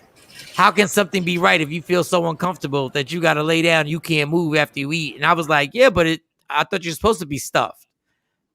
You're not supposed to eat till you're stuffed. Like, in my opinion, because now I can't even do it. Like, I can't even do it where you just go all the way in and we gonna eat everything. And I remember I used to think that was it. Like, if we gonna get 2 pies of pizza, 2 large pizzas, I'm eating at least 5 or 6 slices. And then feeling crazy afterwards. Yeah, leaning back, your top button, you get the itis, and you breathing different. Oh man, that was good, right? Then you fall asleep, and to most people, that's when you had a good meal. But the food, like I said, the irony is the food's supposed to give you energy, but we crave food and knock us out. I got the itis, I slept good, I had a good dinner. And it's like, wait, what's food supposed to be for? Everything's turned on its head. But that's because it's an industry.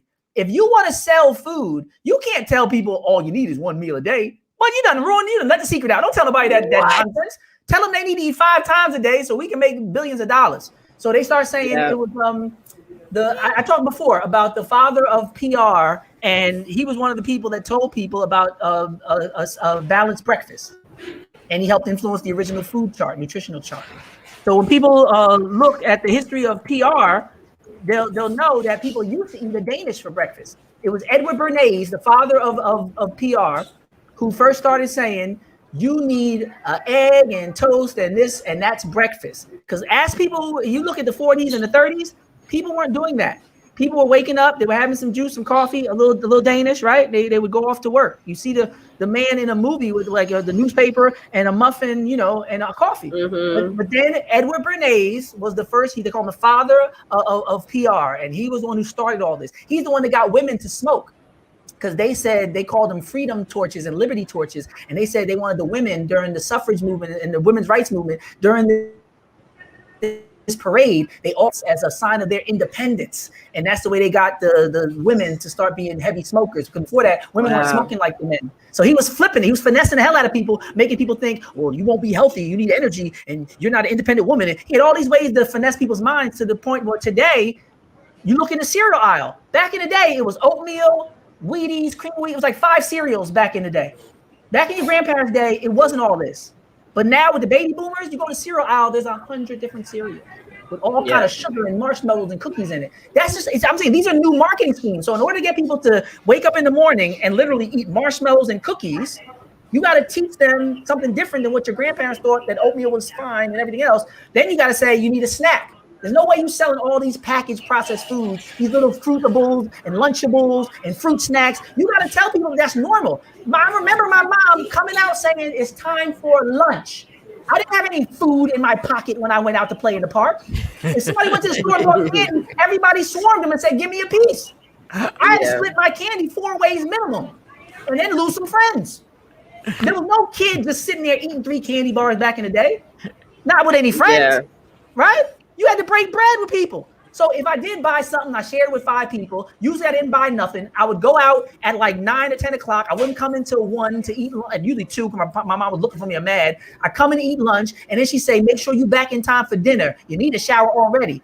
So I was already eating 3 meals a day. But now my kids, let my kids go 2 hours without eating. They think something done happened to them. They think they're going to starve. I'm like, Dad, I haven't eaten in hours. I'm like, yeah, it's 2 hours since the last time you had a full meal. But they're conditioned. They're watching TV shows and their commercials. I'm looking at the commercials. I'm looking at the toys. I'm listening to the music. They're being told you should be eating all day. All right, 5-6 times a day, you should eat something. No, that's so real, and trust me, Uber Eats and DoorDash hasn't helped anything. How many times a week did you eat McDonald's, Mike? Oh, that was like a once. One if I was lucky. Yeah, like once. If I got at McDonald's twice in 2 weeks, we done came up. Matter of fact, we done came up. My parents 2 weeks in a week, man. We might go to McDonald's once a month. You can have your birthday party at McDonald's, and that was it. No, a Burger King with the crown hat. With the crown that was hat. a special occasion. But now it's every day. I know kids that eat that every day. Them damn nuggets. That ain't chicken, but them damn nuggets. But I don't care what nobody says. That's like there's no Santa Claus, Mike. That's not chicken, y'all. Don't believe it's chicken. It's not. Oh, yeah, Eddie Murphy, you got McDonald's money? Yeah. Oh, that was a great one. You got McDonald's money. All right, we got the last few minutes. We're gonna wrap this up. The genius artist of all time is Kanye West, and I will argue anybody down that when it comes to just manipulation, monetization, when it comes to creativity, when it comes to being able to do what white people do and take it to another level, Kanye West is a genius. Well, he has now delayed his album and kept delaying his album. And as he's delaying it, Kanye West is such a freaking genius that Apple had a stream that I saw where over 5 million people streamed him sleeping in the stadium. Oh, that's right, because he's living in the stadium until the album He drops. was living in the stadium to finish the album. 5 million people streamed a room where you saw a figure sleeping in the dark. That's crazy because he had a song about Jay-Z called Big Brother, and now he's living like a Big Brother lifestyle. People are watching him sleeping and keeping an eye on 24 hours. There's a little drama starting to get popped off between him and Drake. And rumors are that Kanye's pushing his album back and delaying strategically because he's not saying nothing, but he would like to drop his album the same day Drake dropped his album. And Kanye's done this before. Let's remember, the only person who ever busted 50 Cent's ass in a battle was Kanye West. I remember they did 106 in Park together. And they did the whole face-off thing, and 50 was trying to get him to hype it up. But Kanye knew that his former hype was different than 50's former hype. So he did it his way, and he ended up being – but it's one of the best business decisions Kanye's ever made because people are saying that this might be one of Drake's best albums. And that whole debate about Drake never having a classic, Drake is such a student of the game. Please don't think, as a firm Drake critic, don't think Drake doesn't hear us. Drake hears those barbershop conversations when people are saying, oh, you're such a Drake fan, where's this classic? And people have been arguing. I heard LeBron make comments about this new album. People are saying that he's at least going for it. He's trying to silence his critics on this one. So Kanye is really smart to get in on this wave any way he could. He's going to sell at least So I saw with Drake's wave. Donda's they tweeted, Donda's Twitter tweeted that the new release date for Donda now is August 22nd. You can pre-order now. So they tweeted it yesterday. So it's officially August 22nd. So we don't know when Drake's coming out. Yeah, right? But don't say it's official because they've had 2 dates like that where they said pre-order because I almost pre-ordered and they were like, pre-order this. This is the official date. But even linking his run-up with Drake's name, the fact that we're having this conversation, all the free press, it's a phenomenal business move on behalf of Kanye. Anybody who can affiliate themselves with Drake without paying, the budget to get Drake involved in your project is a mastermind. And this is the first time we've mentioned Kanye without talking about his relationship, questioning his mental health, or his affiliation with Donald Trump. So talk about image repair. This was a masterful move. He's back. He's definitely back. Complete rebirth with one project before it's even released. But do you understand all the stuff that you mentioned? All the stuff has built him to where he's at right now. Yeah, and that's why I want to hear what he got to say. That's what keeps him relevant and interesting. I want to hear what he says about the divorce, about the Donald Trump. I want to hear about being a billionaire, what he says about whether he still thinks he's one of the best or the best. Like, I want to hear Kanye's album. I want to know where he's coming from musically, how he's pushing the envelope.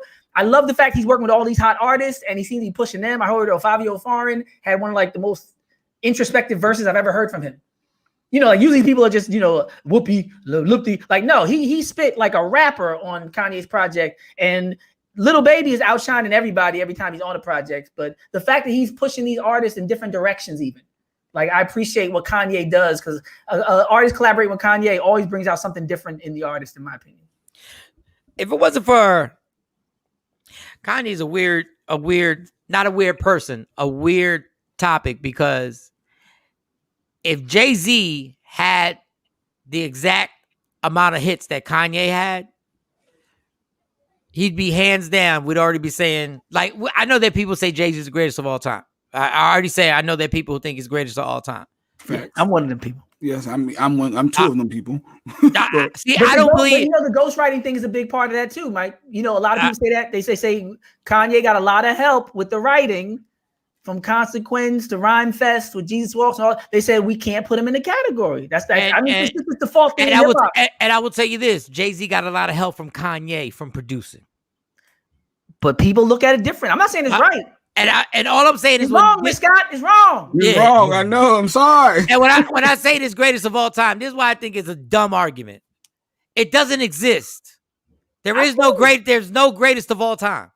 It doesn't exist. Different fleets and different categories. LL was the first person to make that point. Like, yo, people are the greatest at different things because nobody has ever really out LL'd out LL. When it comes like I Need Love and that, nobody's ever really outdid him. Nelly and Kelly came close with the whole, like there's some people who did some Jones, there's classics, but no, that LL energy is still LL energy. But LL said that because he's never mentioned in the top.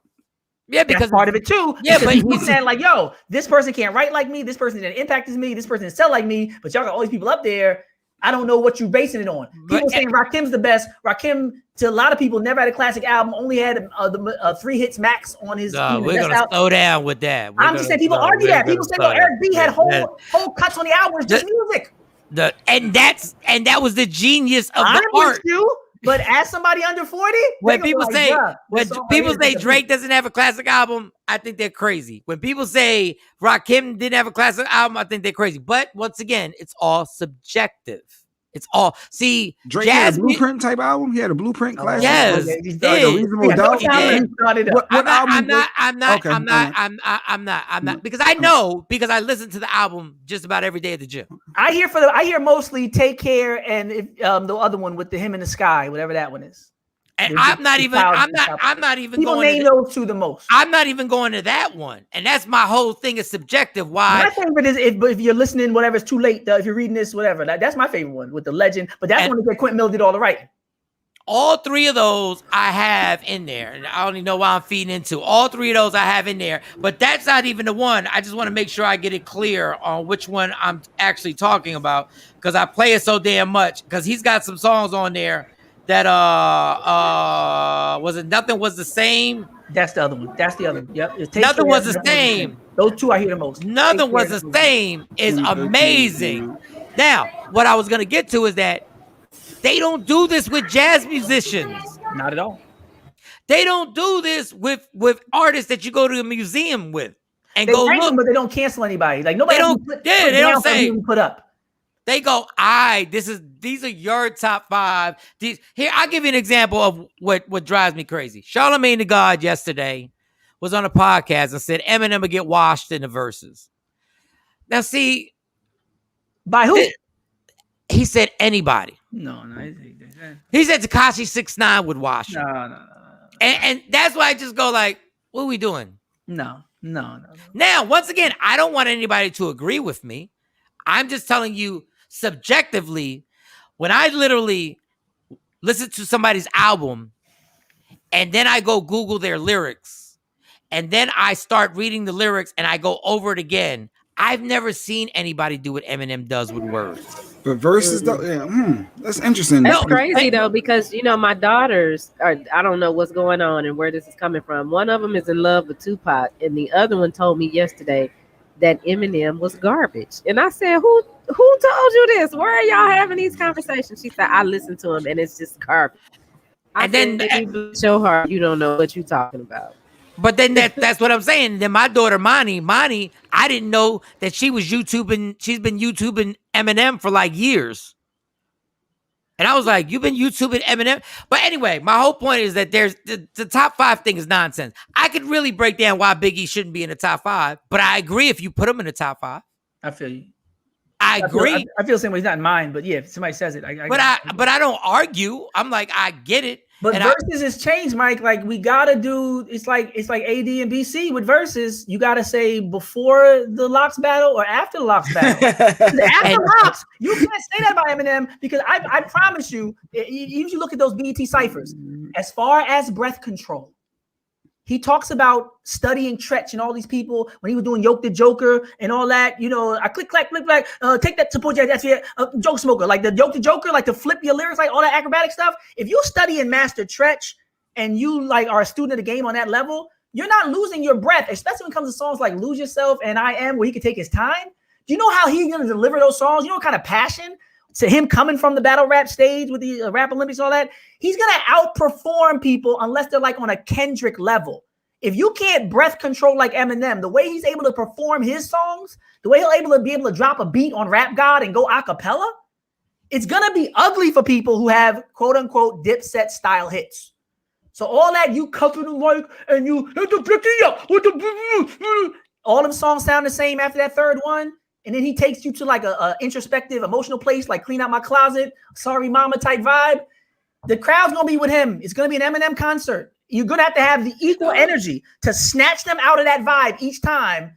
And I remember with PSA with Jay-Z, how he was able to do that with that kind of song, where when Public Announcement dropped, when like there's certain songs that could just change the energy no matter what you did. Okay, now it's my turn. And a lot of artists don't have that. Is he saying Craig Mack? He's saying Craig Mack was one of the greatest of all time. Is that what I'm getting from Billy? And Craig Mack was wordsmith, was making the rhyme fit. Professor, your thoughts on? I mean, go ahead. If there wasn't such an emphasis on Biggie at the time, and people feel like Craig Mack was just abandoned, I think that Craig Mack's second album would have been really, really a great project because of the way that Biggie makes. I mean, the way that Diddy makes everything such a cinematic thing. Because if you think about Black Rob had a great album, it's because of Diddy.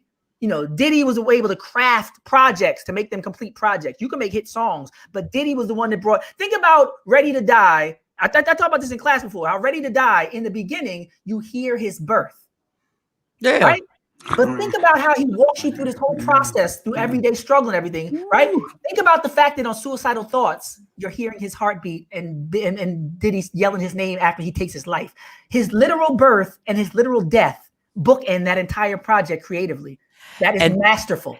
The fact that he didn't even thought that way, to weave that together, a life that way, and then call it Ready to Die. He starts with his birth and ends with his death. Like, that's the kind of thing I wish Craig Mack got to benefit from. Craig Mack didn't get that. Craig Mack had a hit record with one of the greatest remixes of all time based on the success of a hit record, and then they pushed the project out. And I want the project, and then he's focused on Biggie. And sidebar, I want people to understand what manifestation is.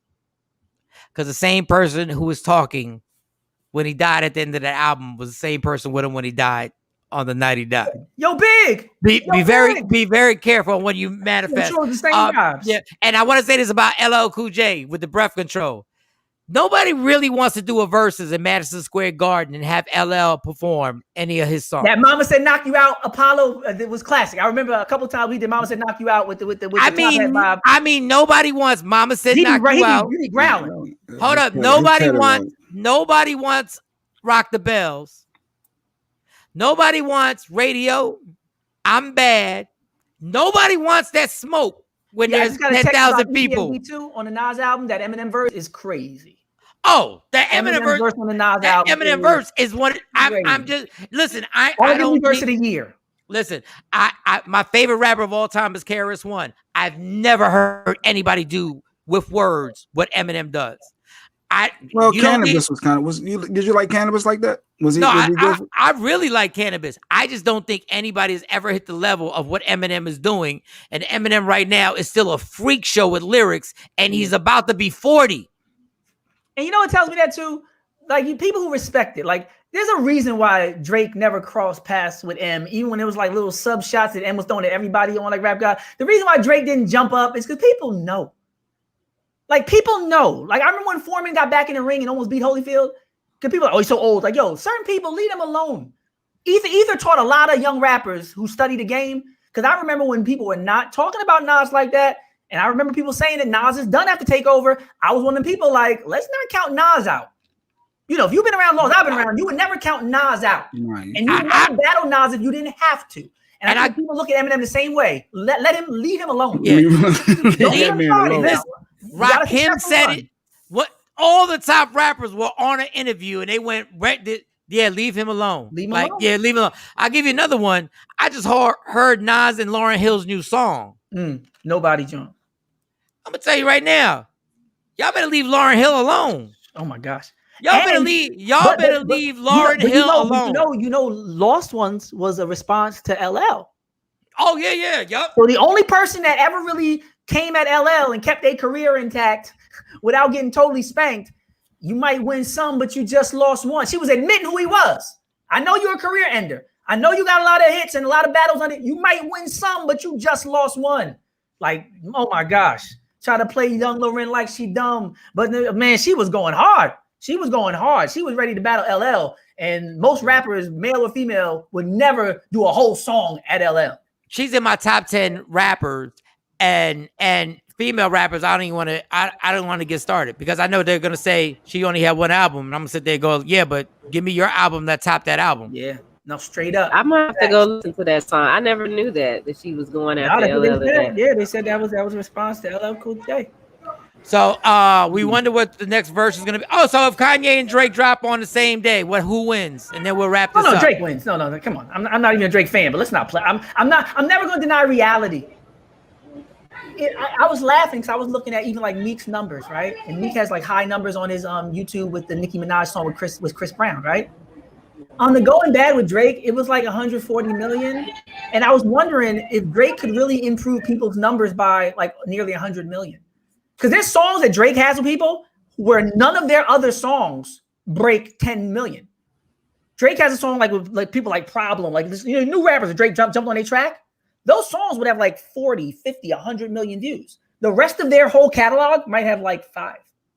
So Drake could really 10x your, like literally, he's like 10 times these other artists. And I'm not his fan, but numbers are not lying when it comes to these streams and stuff like that. Oh, like yeah, Rihanna numbers. Yeah. Like the Rihanna, like Rihanna is doing numbers that even Beyonce fans gotta be like, yeah, she did get that streaming award. Yeah, Rihanna did get the most. Yeah, Rihanna did. Billy J. Edwards just said, and I'm glad social media is around. I hate social media. I love it at the same time. That Papoose is underrated. Yes, leave Papoose alone if you really don't want to smoke. Like, here's another one. Situation. Just might go left on you. Yeah, just let him live. I will tell you something that's crazy. Do you know Taylor Swift has the record on her last album for vinyl sales? No, really? Like ever? She sold 200,000 vinyls. Do you know? I think it was 175 to 200,000 vinyls. A bunch of record players still out there, huh? Dude, just look at vinyl sales. No, you're right. The biggest week.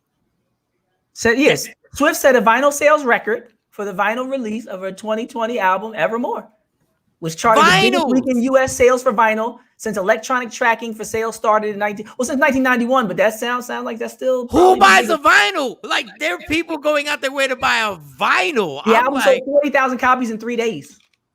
Well, they sell them in Walmart now, and they're selling the little record players and stuff now in Walmart. Oh, I'm so mad! I sold my 1200s. I would love to have my 1200s back. I would love to have mine too. Oh my God, I'm so sick that. But in the moment, back to what we said earlier, Mike. In the moment, everybody's like, "Oh, CDs, oh, iPods, ain't nobody, MP3 players, Serato, right? All the DJs, throw away your turntables, get the Serato. Nobody's carrying crates." And now look.